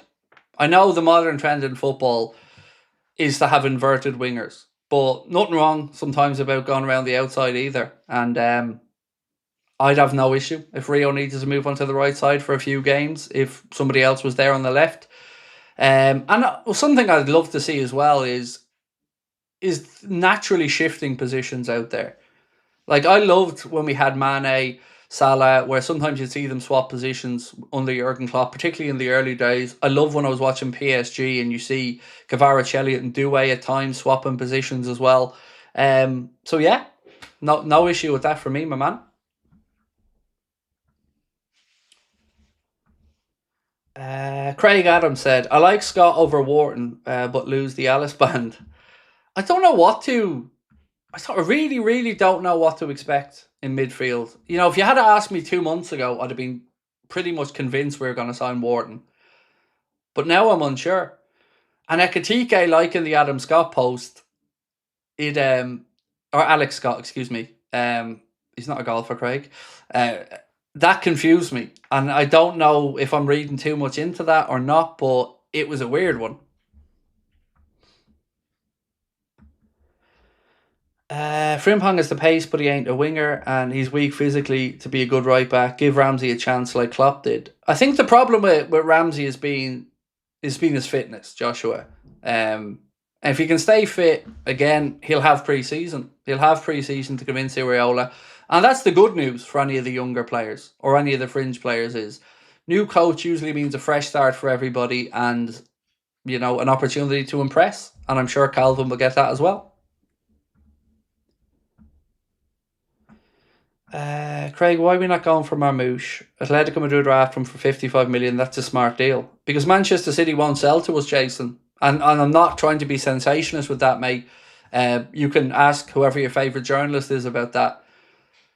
So the story goes that we wanted Julian Alvarez. Manchester City were interested in Luis Diaz. And when we said that we might be interested in a one in, one out, they said they wouldn't sell to us.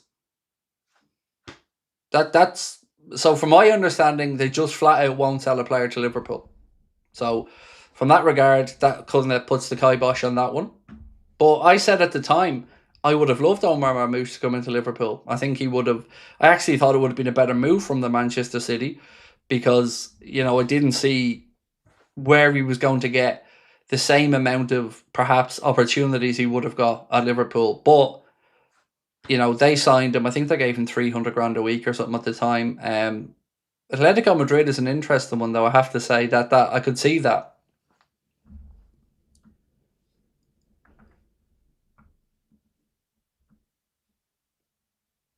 I honestly think the market right now is weak.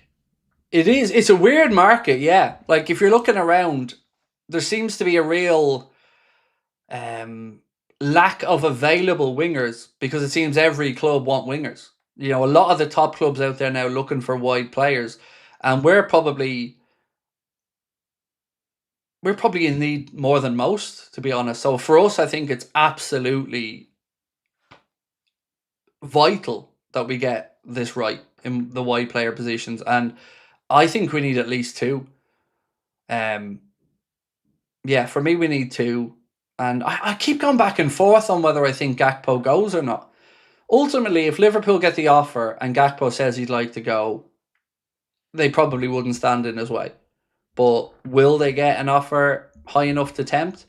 Might depend on what type of World Cup he has.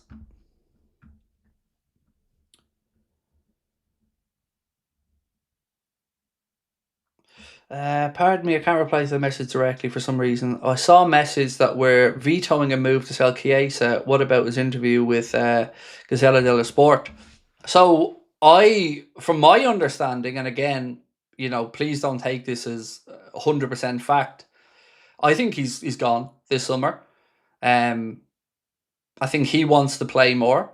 I don't think you can go into the season as Liverpool suddenly hoping you can turn Chiesa back to the player maybe he was when he was 24 or 25. Como have been linked with him. And he said flat out himself that he'd like to go back to Serie A. So I'd be very surprised if we don't do business and sell him this summer.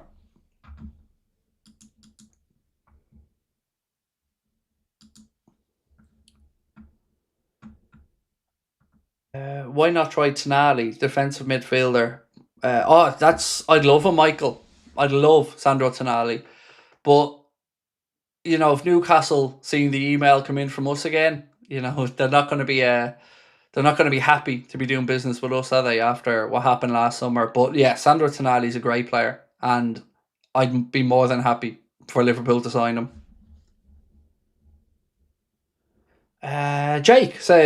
Jake Thompson said, Craig, if we get Thiago as a coach, who do you think would profit from that the most? Um,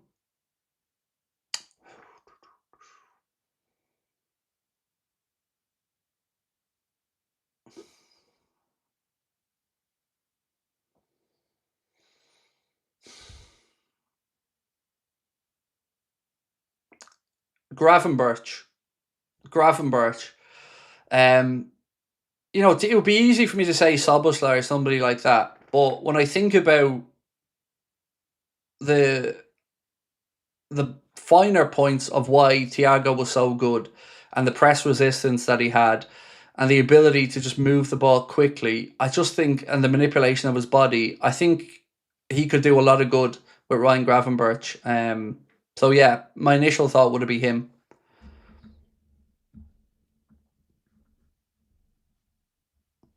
A Scorpion Scouser said, I believe that Iriola training is very hard at Bournemouth and he made the players train even after a match. Yep.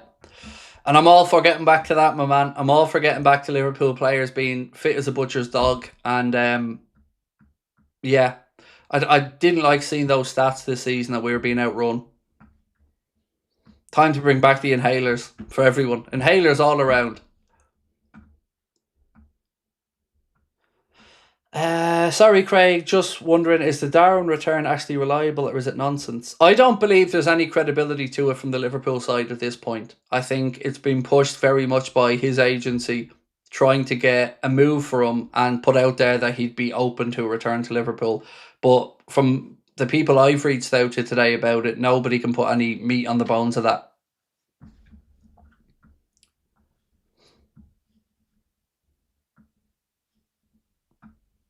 SDO 1840, love the channel, Craig. Hope you're well. Thank you, my man. Appreciate you. Don't forget, by the way, folks, about our latest giveaway. This month, with thanks to our friends at the Collector's Corner, we're giving you the chance to win this signed and framed Alexis McAllister shirt that is complete with Beckett authentication. All you have to do to enter is scan the QR code there on the screen. That will bring you into the Anfield Agenda WhatsApp group, where you will see all the information on how you can enter.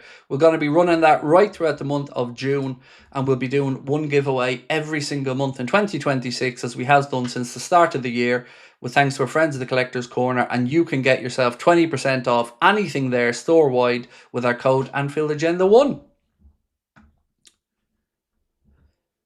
Raid Newcastle, they need to sell by Guimaraes or Tonali. Again, wouldn't say no.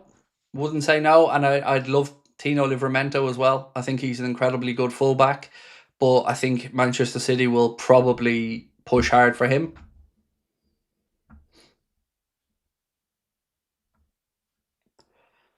Paddy Wacker said, Craig, I'm like you, never bring back a player, but my head would be turned if we could somehow get Trent back. He apologises and it only cost us 20 million. Would you take him for that? Oh.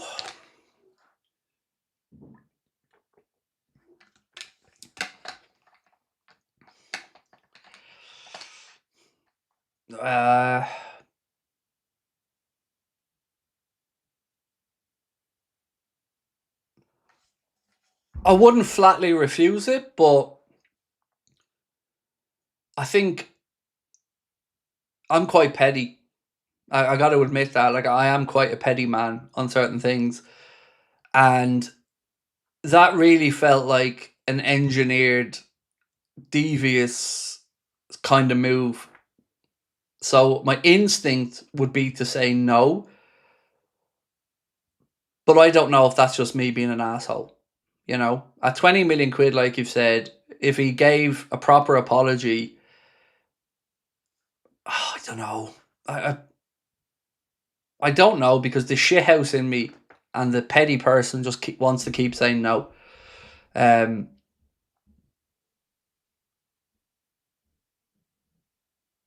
I think I'd still say no. I think ultimately my pettiness would win out. Is Nunes confirmed? Absolutely not. No. His agency are pushing to try and get him a move, and our name has been linked. I don't think there's anything to it from a Liverpool perspective, at least at this moment in time. But as somebody else said earlier on, like, let's fast forward to late August, where Andoni Areola maybe has had a chance to look at the players on the fringes and some of the other players. And then maybe late in the window, he might think, okay, we could do with an extra body here or there, maybe. At that point, it would at least be far more reasonable than to do it now, for me.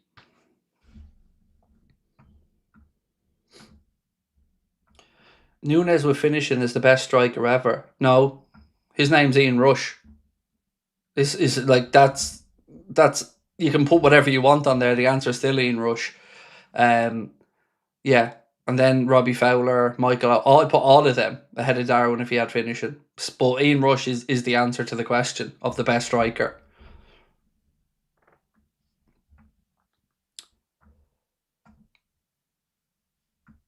Will I be watching much World Cup? I probably will. Yeah, because it's right in my wheelhouse of time where I'm up late anyway. So yeah, most likely I'll be tuning in for a good bit of the World Cup. But I'm not as excited about the tournament as maybe I have been in years gone by. Yeah, I'm intrigued. I'm intrigued to see how it goes. I'm intrigued to see what impact the temperatures and the weather has. And I'm really, I have to admit, I'm intrigued to see how England get on under Thomas Tuchel, because from the outside, I understood the squad selection he went with. I'm not saying I understood each individual selection in it, but I definitely understand what he means by wanting a group and a squad mentality, and people who will work for that squad and that mentality and do what they're asked to do and know the roles. I'm intrigued. Yeah, I'm very intrigued to see how England get on.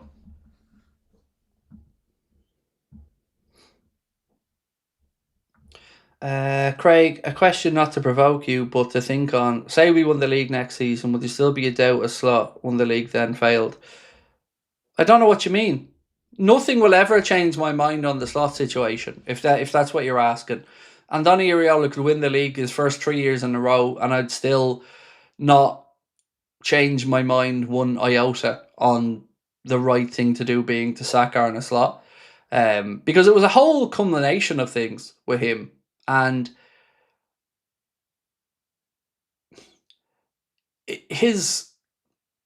I always felt like, and I just got a bang of arrogance off Arne Slot. And I've said it all the way through his reign. It almost felt like he thought he was doing us a favour being here. And people say he's a lovely man, and I'm absolutely sure he must be on a day-to-day basis. But I can't lie, I always got a bang of ego off him, and I don't like egos. And I think a Liverpool manager should have a bit more humility to them. And I just, no, there's never a way I'm going to look back and think maybe we moved too early. It was absolutely the right thing to do.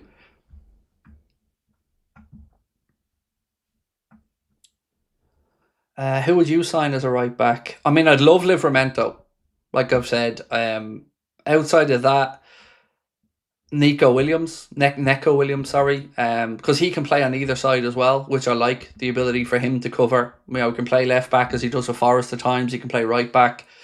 They're kind of the only names. I know Palestra is another name that people have been talking about, but I get the feeling he will stay in Italy.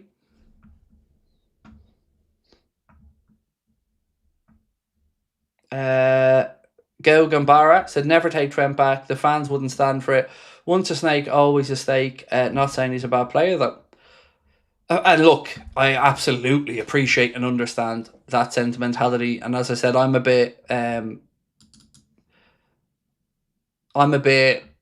petty and stuff like that. I'll openly admit that.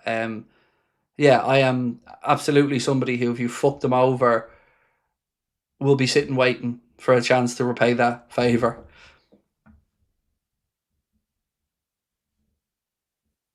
Okay. So Keane saying that Mo Chaffer did a thread in short due to instalments, etc. We can spend around £275 million net without coming into any financial concerns with regards to PSR or whatever the phraseology is, anchoring or whatever it is. And Mo Chatra, as we know, certainly knows what he's talking about when it comes to football and finance. And so, but I don't see us getting anywhere close to a net spend of 275 million quid. And I really don't know what to expect net spend wise this summer, because if you move Gakpo and Maka on, just say, argument's sake, they did, and throw in Curtis Jones, then that's potentially 160, 170 million pound straight back into the door. And another hugely appealing part about potentially selling Gakpo is the wage. If that rumoured wage he's on is even close to being through, I think there's just better value out there. But yeah, what the net would be, I really don't know. But to know we can go to at least 275 is interesting. So Alex Crook, speaking a little bit about Alex Scott to potentially joining Liverpool, had this to say: that noise seems to be growing, and you can understand why. Scott is obviously a player Iraola knows well. Bournemouth are keen to tie him down to a new contract, but certainly one to watch. Interesting. Yeah, look, sometimes you feel like, is this just lazy of us to think, okay, Alex Scott plays in a position that we're looking in. Iraola knows him. He's young, he's English. He ticks a lot of boxes in that way. But it, certainly seems like there's some credibility to these links. Now, let me ask that with a poll question. So, would you be happy if we signed Alex Scott? Right, just check. Right, so would you be happy if we signed Alex Scott? Yay or nay? And we'll check back in on that one in a little bit.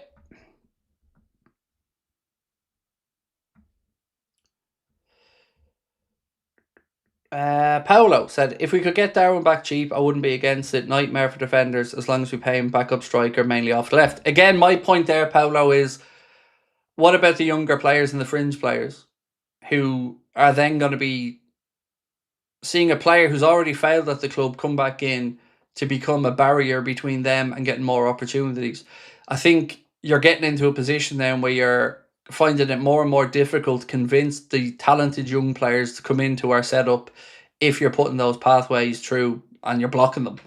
So, if I'm, again, just throwing around names now, Kieran Morrison or Kumas or players like that, I'm certainly going to have some questions. Or the youngster we brought in from the Senegalese second division, all players that will want an opportunity. And I think they at least deserve the opportunity to show Iriola what they can do in pre-season. I see loads of people saying, sign Krupi, what's your thoughts? Could we really spend that much money on a centre forward after spending £200 million on centre forwards last summer? That's the thing that I just can't get my head around with Krupi. Is he good enough? Well, certainly a lot of top clubs after him, so the kid has something about him.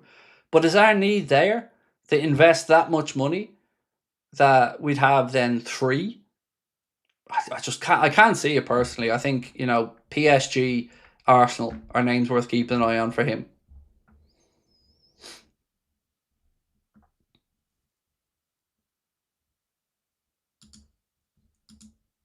Okay, what's this one? There have been links with Krupi and Rayan, but Alex Scott is the only one we've had stood up for, says Anfield Index. So I will try to find out a little bit more on the Alex Scott stuff between when I speak to you guys now and obviously tomorrow night. So leave that one with me and I'll see what I can find out on that, if I can find out anything. Where was I at?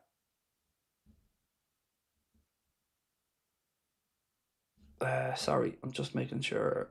Itachi said, Iriola, Verts, Isak will come good, just like a puzzle. Next season will be ours. Come on, you Reds. Ryan said, any thoughts on Guela Doué as a right-back option? Can also play centre-back. 6'2", I think, would allow Kirkes to be more of an attacking threat. I have absolutely no idea who that person is. So for me to even sit here, Ryan, and give you an answer, I'd be just blagging it, mate. That's the truth. Sorry, man. Itachi said, bring in Elise. But by the way, if anybody in the chat has anything to add into Ryan's comment about Guela Doué, please do. I just have nothing personally. I don't know who he is. Bring in Elise and Diamande. Give Iriola his tools and we're good for 6 years. We're just not going to get Elise. It's that simple. Bayern just won't sell, and absolutely not to us.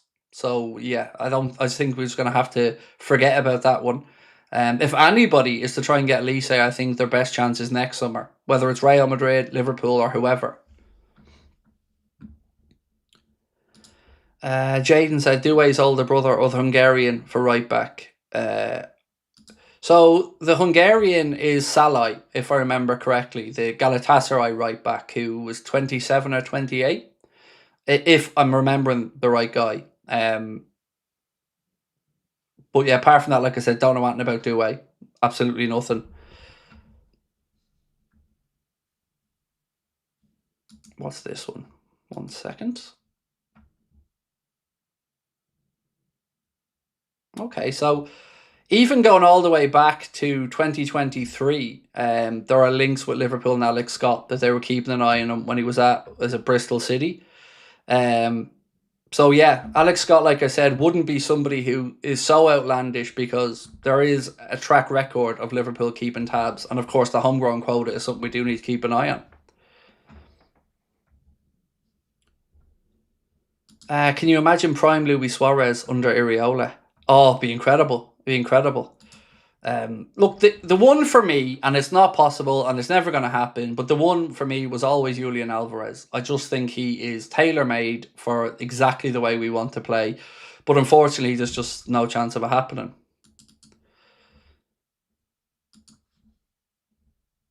Are they going to bulldoze the handball court? I've got no idea, man. I've got no idea, Bradley. Yeah, haven't got a clue. I feel Hughes is leaving and Edwards is staying. Well, this could have changed because I am going back maybe 6 weeks. But my understanding was that there was an expectation that Edwards would leave and go back to the company that he worked in Dr. Ian Graham on. I think it was called Ludanotics or something like that. There's every chance that that could have changed. But on the Hughes thing, I was told something today, but I can't say it because it was off the record, and it wasn't second sourced either. So I don't really feel comfortable in saying it, but I don't know which way the Hughes situation goes. Is the long and short of it. But if he does move on from Liverpool, it's surely not going to be during the summer. It'll have to be when the window's closed. So Sacha Tavolieri earlier said, exclusive Richard Hughes close to Al Hilal. Liverpool FC's current sporting director is in advanced talks with Saudi officials to become Al Hilal's new sporting director. Saudi's plan is to let him work on the Reds transfer window before a potential move. I just don't get it though. Like, I just don't get it. You're at Liverpool Football Club, fella. You know, you are at the creme de la bloody creme. You are at the top table. You are in charge of transfers for one of the biggest 5 football clubs in the world. The idea of running over to Saudi just makes absolutely no sense to me from a career perspective.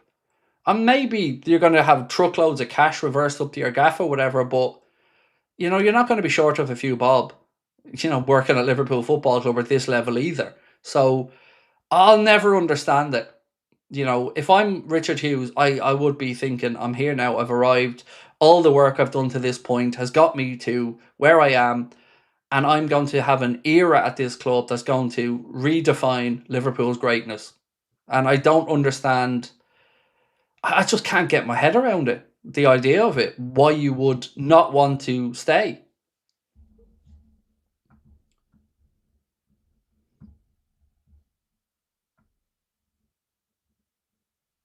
Graham, did I get your super chat posts? I've gone through every super chat post, Graham, that's come in. Let me just go back through, mate, and see if I can see one of yours.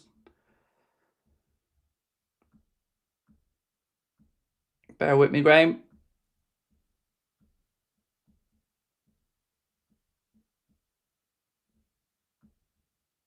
No, none came through on my end, mate. Sorry, nothing came through on my end. Ben said something about Richard Hughes bugs me. The 3-year deals, running to Saudi, it's all weird. I don't know. I really, like, he didn't, like, the last day of the season, he didn't look a very happy fella. But that could have just been something else. Like, it is weird.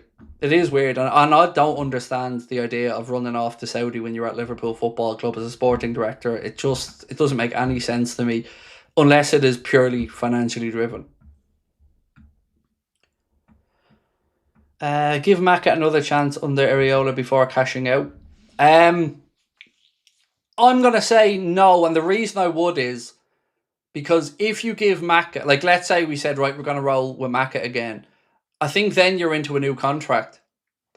So for me, I think Maka is, and I can only tell you the information I've had for the last 12 months. It has always been thought this could be the summer for him to move on. And look, until it happens, of course, we all have to take that with a pinch of salt. But I just feel like age profile wise, having come off the season he had, and I fully accept that there were few players that had a good season last season. But there's enough question marks for me that if the right offer came in, I take it. Because I do think he's a good footballer, absolutely. But it's one of the few players I could see commanding a big fee that we could reinvest in an area of the pitch that, at least numbers-wise, we're not incredibly short in. We're more short of perhaps a specialist than the numbers.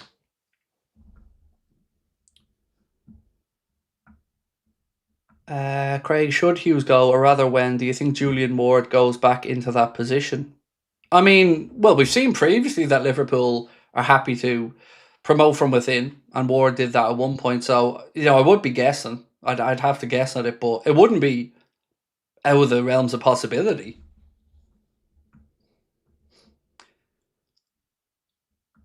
Right, on this one, we asked, would you be happy if we signed Alex Scott? So if you haven't voted on that one, please do. That's the poll question that we're asking you this evening. Let me just check my notes to make sure there's something I haven't forgotten here. Yeah, let's talk Barcola for a minute. So Le D Sport, an outlet in France, have said Bradley Barcola will reportedly cost Liverpool 130 million euro this summer. Paris Saint-Germain will demand the same fee that Leipzig won for Diamonde. I just don't see anywhere near the value in that. Because when we talked on here about Barcola as a player, we were all kind of in and around the 60 to 70 million in our conversations. The idea of 110, 112 million pound, that's just madness. Absolute madness. You could bring in players at his level from elsewhere for 60% of that, maybe. It's just silly money. Anfield sector said we observed Lacroix. That's correct. That is correct. We have kept an eye on Maxence Lacroix. I don't know if anything comes of that. It certainly looks as if he's readying himself for a move away from Palace. But how strong Liverpool's interest is, I don't know. But they aren't incorrect in what they've said about Liverpool observing him or keeping tabs on him. That's absolutely correct.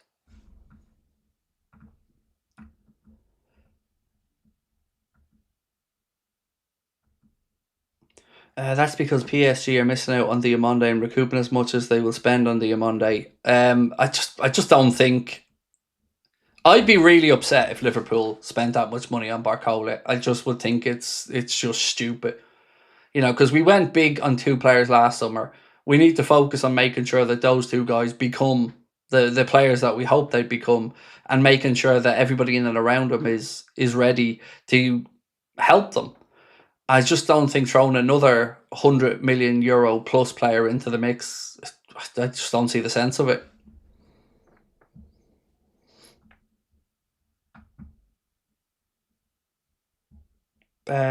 Craig, I'm not being an arse, but what's the chances of Isak returning from the World Cup injured? I mean, I don't even know how I could quantify that. I haven't got a clue. Like anybody else at the World Cup that plays for Liverpool, I'm certainly going to be keeping my fingers and toes crossed that none of our boys pick up a serious injury. And that is an area of the pitch that we absolutely cannot be losing a player for any type of prolonged period of time in, because we know categorically that we're without Hugo Ekitike for I don't know how long, but a good few months. And yeah, I can't even bring myself to think about the idea of an injury to Isak, because we would absolutely be up shit creek at that point. Would you take Fulham's left winger Kevin with the Brazilian flair? I don't know enough about Kevin, but his name did come up halfway through the season, I think, with one that Liverpool were keeping tabs on.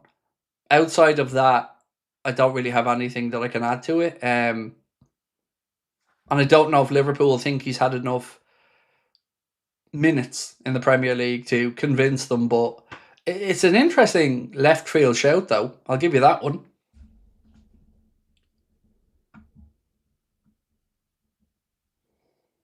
I don't know anything, Simon, about that Madrid goalkeeper, mate. I don't know. I know nothing about him, but I know young Armin Petri is highly regarded at the club.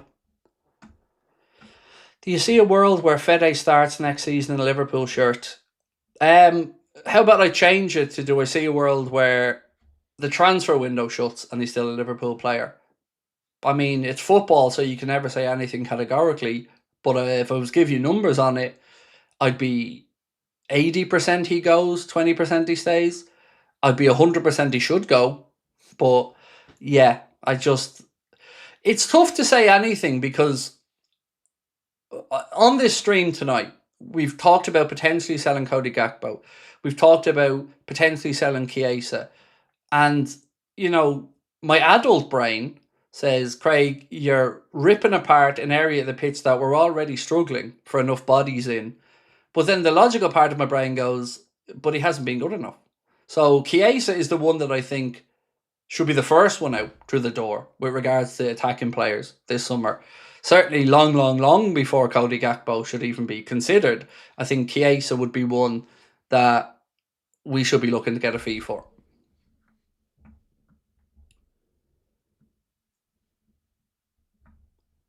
Diamonde ain't worth 100 mil. I agree, but with Diamonde, you are paying for potential. And I know that sounds a little bit silly, but look at what young players with that ceiling are going for. And I wouldn't consider these days Barcola as that young player anymore, because his next birthday, I think he's 25. So you're then paying for him probably almost at his ceiling, or that, fair enough close to it. And I think I'd rather take the risk on Diamonde if we were to shell out that much money. Chiesa was never really given a chance, though. Right, again, I think sometimes people forget that 2 years have gone by without him playing much football. We got to be honest about that as well. Then we've got Chiesa's injury record from the past. But most importantly, it's been 2 years with fuck all football for him. And that's not... you can't just gloss over that, because it is important. Barcola's 23. I thought he was 24. I thought Barcola was 24. My apologies if he's 23. I thought he was 24. He's definitely not 22 though, mate. That's wrong. He's older than 22. But even if he's 23, he's 23. Sorry. But my point still stands, is that I think we've seen him at a top club for long enough to know roughly where his level is. Whereas with Diamonde, there is a risk to it, but the potential payoff, I think, would be higher.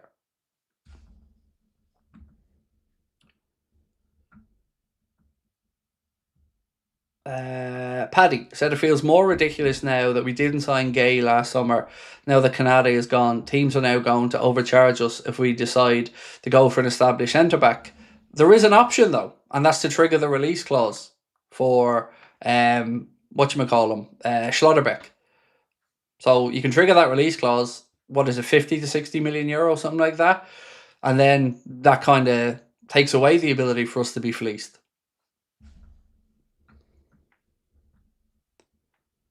Barcola turns 24 in September. Right, so when the season starts, he's pretty much nearly 24 then. So I wasn't too far wrong. What's this?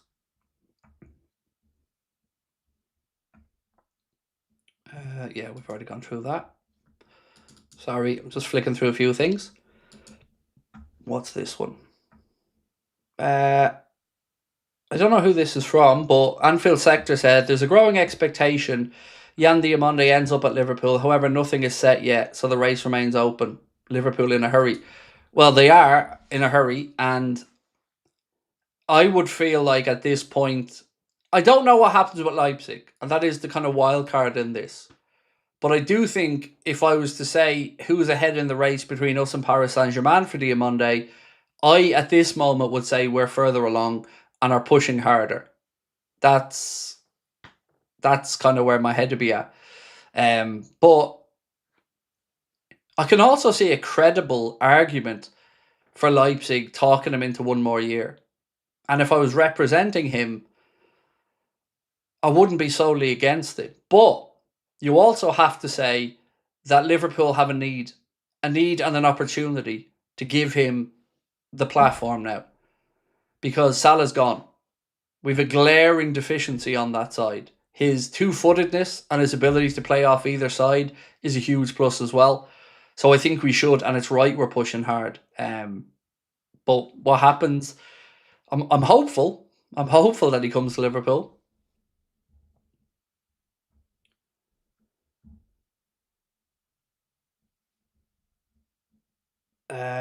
Diamonde has to compete with Doué or both Barcola and Doué, depending on what PSG do. Liverpool is an instant starter. Exactly, Ben, and that's what I'd be saying if I was in Liverpool side of this. I'd be telling the kid, look, we've got the spot for you. We want you to be the guy.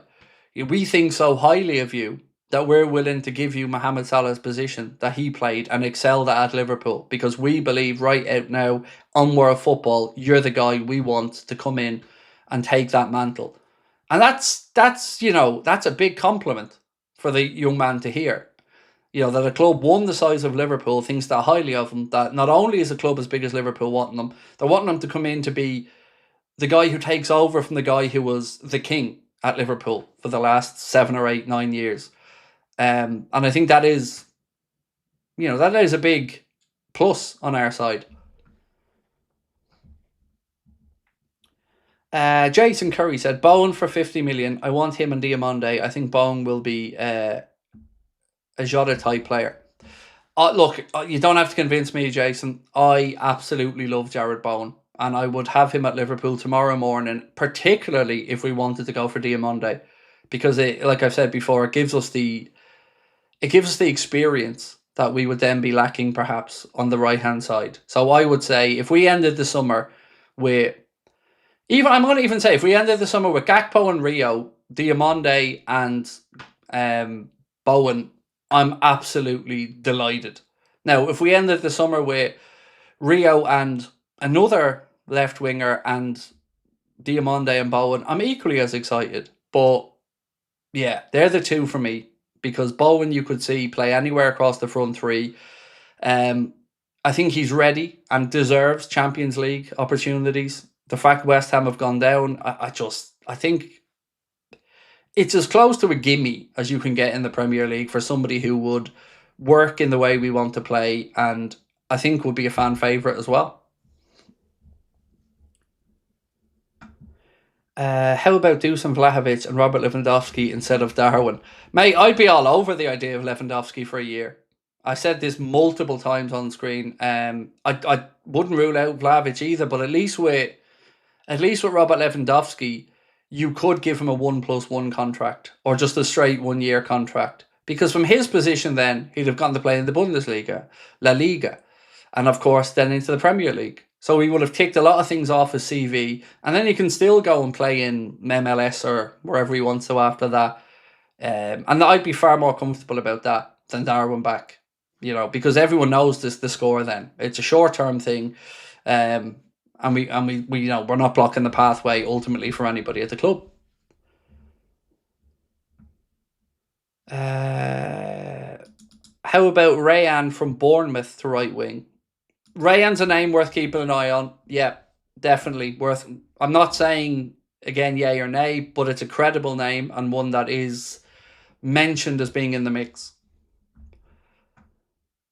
I'd take Darwin over Gakpo every day.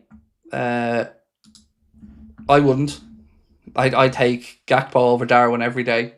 I know that's probably something that a lot of people disagree with, but you have the very tactically aware player who has chipped in with his fair amount. And yes, he has limitations, but I think those limitations could be counteracted with the pace and trickery of Rio. And I think that's what we were missing this season, was enough minutes from somebody of a profile like a Rio or like a Diaz that could counterbalance to the attributes that Cody does have. What else were we at? World Cup winner. France or Spain? Probably France. Like I said, I'm really interested to see how England get on, but I don't really know what to expect. EF Dawa, any chance of getting Sadio Mane to come back instead of Nunes? Again, I don't think so, no. What's he on? He must be on a pretty penny over at Al Nassr. This one from Dave. Maybe Hughes knows his position is precarious and that's why he's looking towards Saudi. So Dave, I can't say this on screen, but I'll tell you in Discord after the stream. The information that I have around Hughes that I can't talk about on camera because it isn't second sourced and the information was given off the record, so I can't. It would be I'd be throwing somebody under the bus if I said it on a camera. So look out for my post. I'll tag you in the Discord afterwards. Peter said, I've said it a couple of times, Nusa, remember his name, big clubs in football would want to sign him after the World Cup. You heard it here first, Diaz regen. But the problem, Peter, is the one I'd keep coming back to. They're not going to want to be fleeced of both their wingers in one window. Especially if they've pulled in 130 or 100 million euro for Diamonde. Financially, they just won't need it. So we got to remember that side of it as well, that they're a club who are probably going to lose their star player this year, and they're absolutely not going to want to lose the other guy who is the other standout player for them in the one window. It would, I mean, I'd resign if I was the coach and that happened. I'd just flat quit and walk out. So I don't think both leaving Leipzig is possible unless maybe they have the next two lined up already. Do you think FSG fired Slaw after Salah left so they could save some money? I don't know what you mean by the saving money part. It costs them about 7 million quid, I think, to pay off Arne Slaw. I've never really understood why they just ripped up the Salah contract and let him go. But I don't know of anything linking them. I think maybe it became clear quite late, but abundantly clear how little support he really had in the dressing room. Yeah, I know players will say all the right things in front of camera, but you could tell that dressing room was split, and split is me being kind about it. Adrian, thank you, my friend. That is incredibly, incredibly generous of you, dude. And every time I see Canadian dollars these days, it just makes me excited because, of course, I'm going over to your wonderful country late September, early October for a vacation with my family. And I haven't been over in Canada in 21 years now, so I cannot wait to get back over. And thank you so much, Adrian. Really, really kind of you. And it means the world, my man. It's so generous. Yeah, I always feel almost embarrassed when somebody puts in super chats like that, because anything I say doesn't feel enough, you know, because that's just super generous, dude. So thank you, and thank you again, Adrian.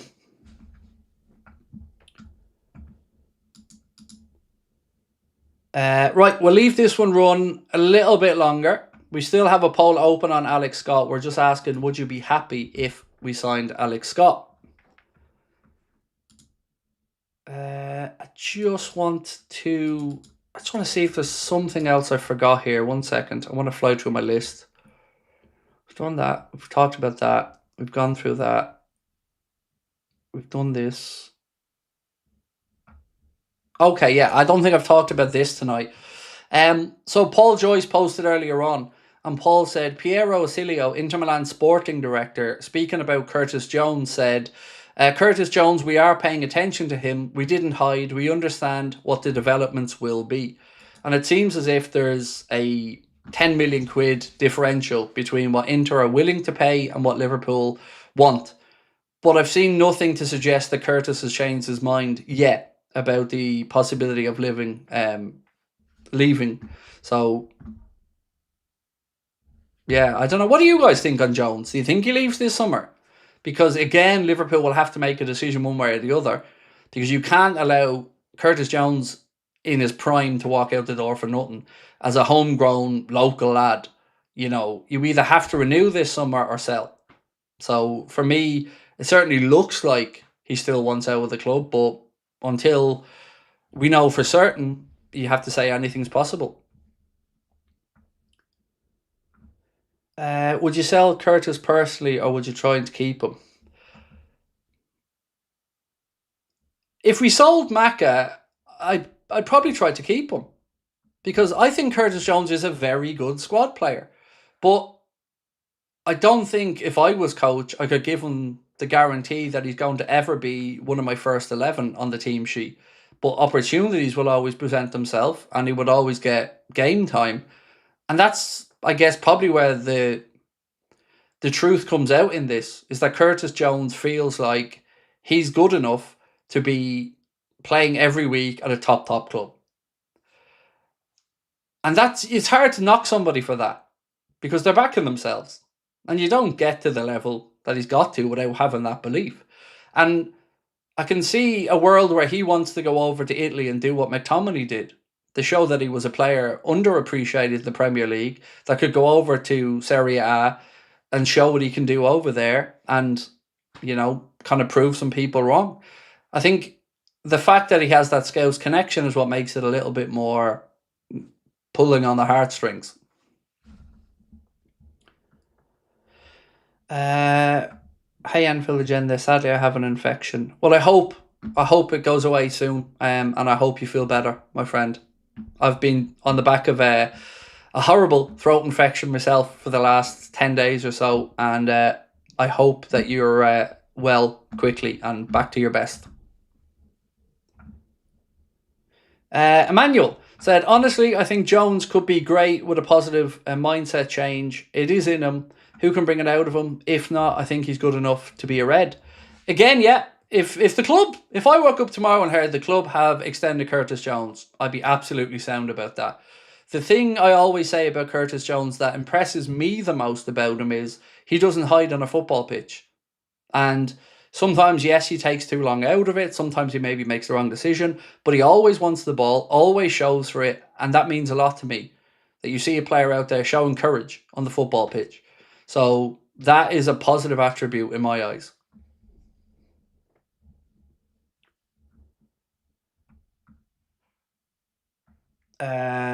Inter's being way too cheap. They should just pay the 30 mil if they want him so badly. I don't know if it's just me, but I kind of have a recollection of Italian clubs never really wanting to pay decent fees these days. And then every so often you'll see a mad one that they do pay a lot of money for. But I'm with you. Like, do I think Liverpool are asking too much? No, not at all. Like, it's not Liverpool's fault that it's not another Premier League club, because then you would think homegrown quota and all that stuff. So if Liverpool think they could get 30 million quid from the Premier League club, then I think they should keep the same price if he wants to go elsewhere. So I don't think the club are pricing them out of it anyway.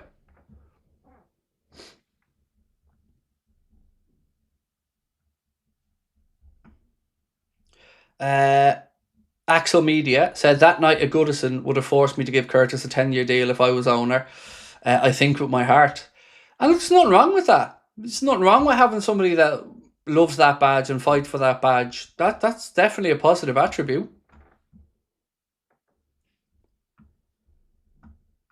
Curtis had a better season than Maka for Liverpool. Yeah, agreed, but Maka is the one that would bring in a lot more money and has a year longer on his deal as well, and is a little bit older, which is why I've always said keep an eye on that one for the sale this summer.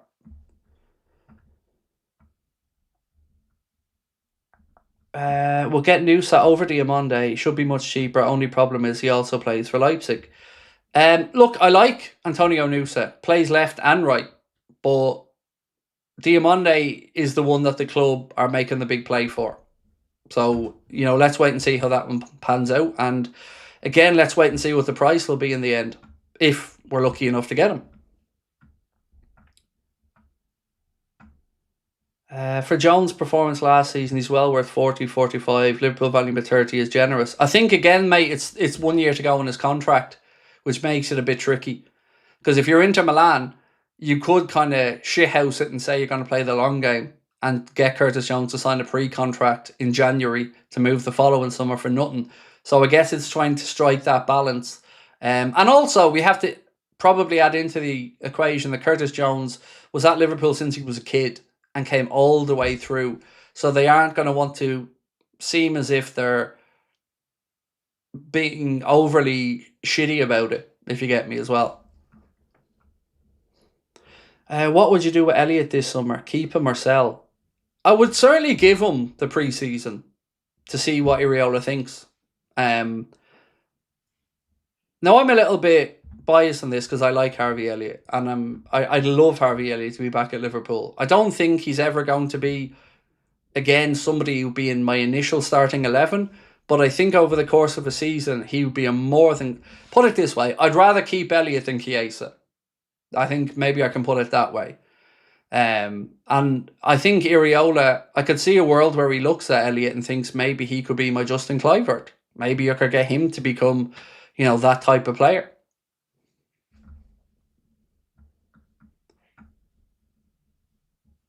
I wouldn't mind Scott, but my preference is Adam Morton. Look, I wouldn't say no to Adam Morton either. Keane is a massive fan, by the way. Like, Keane, he's forever sending me Adam Morton propaganda posts. He was almost wanting to get an Adam Morton jersey. That's how much Keane loves Adam Morton. He's such a big fan. We're actually thinking of changing his name in the group to Keane Wharton because he loves him so much. Not right, Keane? He doesn't. He doesn't rate him. I'm only joking. He's not a fan. But look, Wharton would be the one that I would say would be the one name that wouldn't surprise anybody if Liverpool made a move.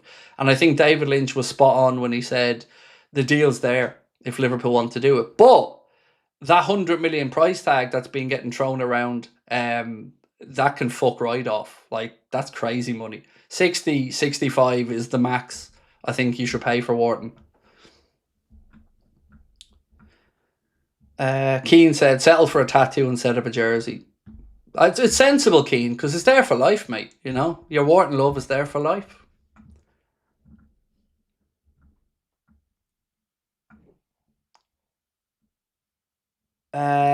Sorry, repeat the previous post, but Elliot has come up. I think Rio and Elliot could be an option to allow money to be spent elsewhere. Love Elliot. It was a year ago. He won accolades in the 21 Euros. I agree, mate. I agree. He's our boy. Like, he is our player. I wouldn't be wishing him away. Now, of course, I'd also understand if Arne Slot didn't think he could give him the time.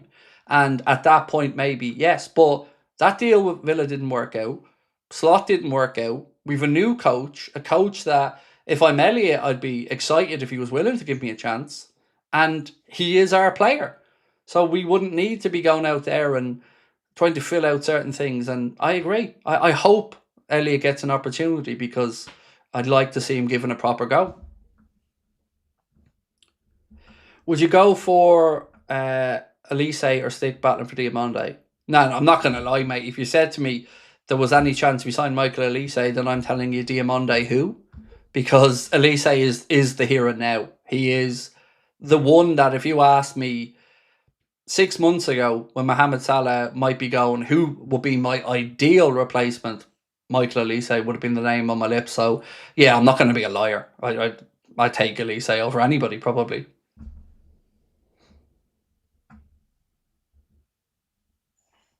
Mark said, Craig Elliott said he intends to stay at the club and fight for his place in the team. I heard that on another YouTube channel report earlier tonight. Channel name slips my mind. Well, I hope they were right, you know, because at the very least, I'd like to think he'd be given the opportunity to impress Andoni Iraola. Right, ladies and gents, I'm going to say goodnight. It's 2 hours 20 we've been on, and I've enjoyed every minute of it. So the poll question, would you be happy if we signed Alex Scott? 1,500 votes and 83% of you guys said yes, you would be happy if Liverpool signed Alex Scott. So tomorrow, here's what's going to happen. I think Connor will be here in the morning with a video. I'll be here with my usual 4:30 video. And then all going well, the first stream in the new studio should be tomorrow night. So keep your fingers crossed that we don't have any other little hiccups or anything. But pleasure catching up with you guys as always. Appreciate you coming in, giving up your time, having a chat with me. If you haven't, please do hit that like button, drop a sub as well, and we'll see you guys tomorrow. Have a wonderful evening, my friends. Much love.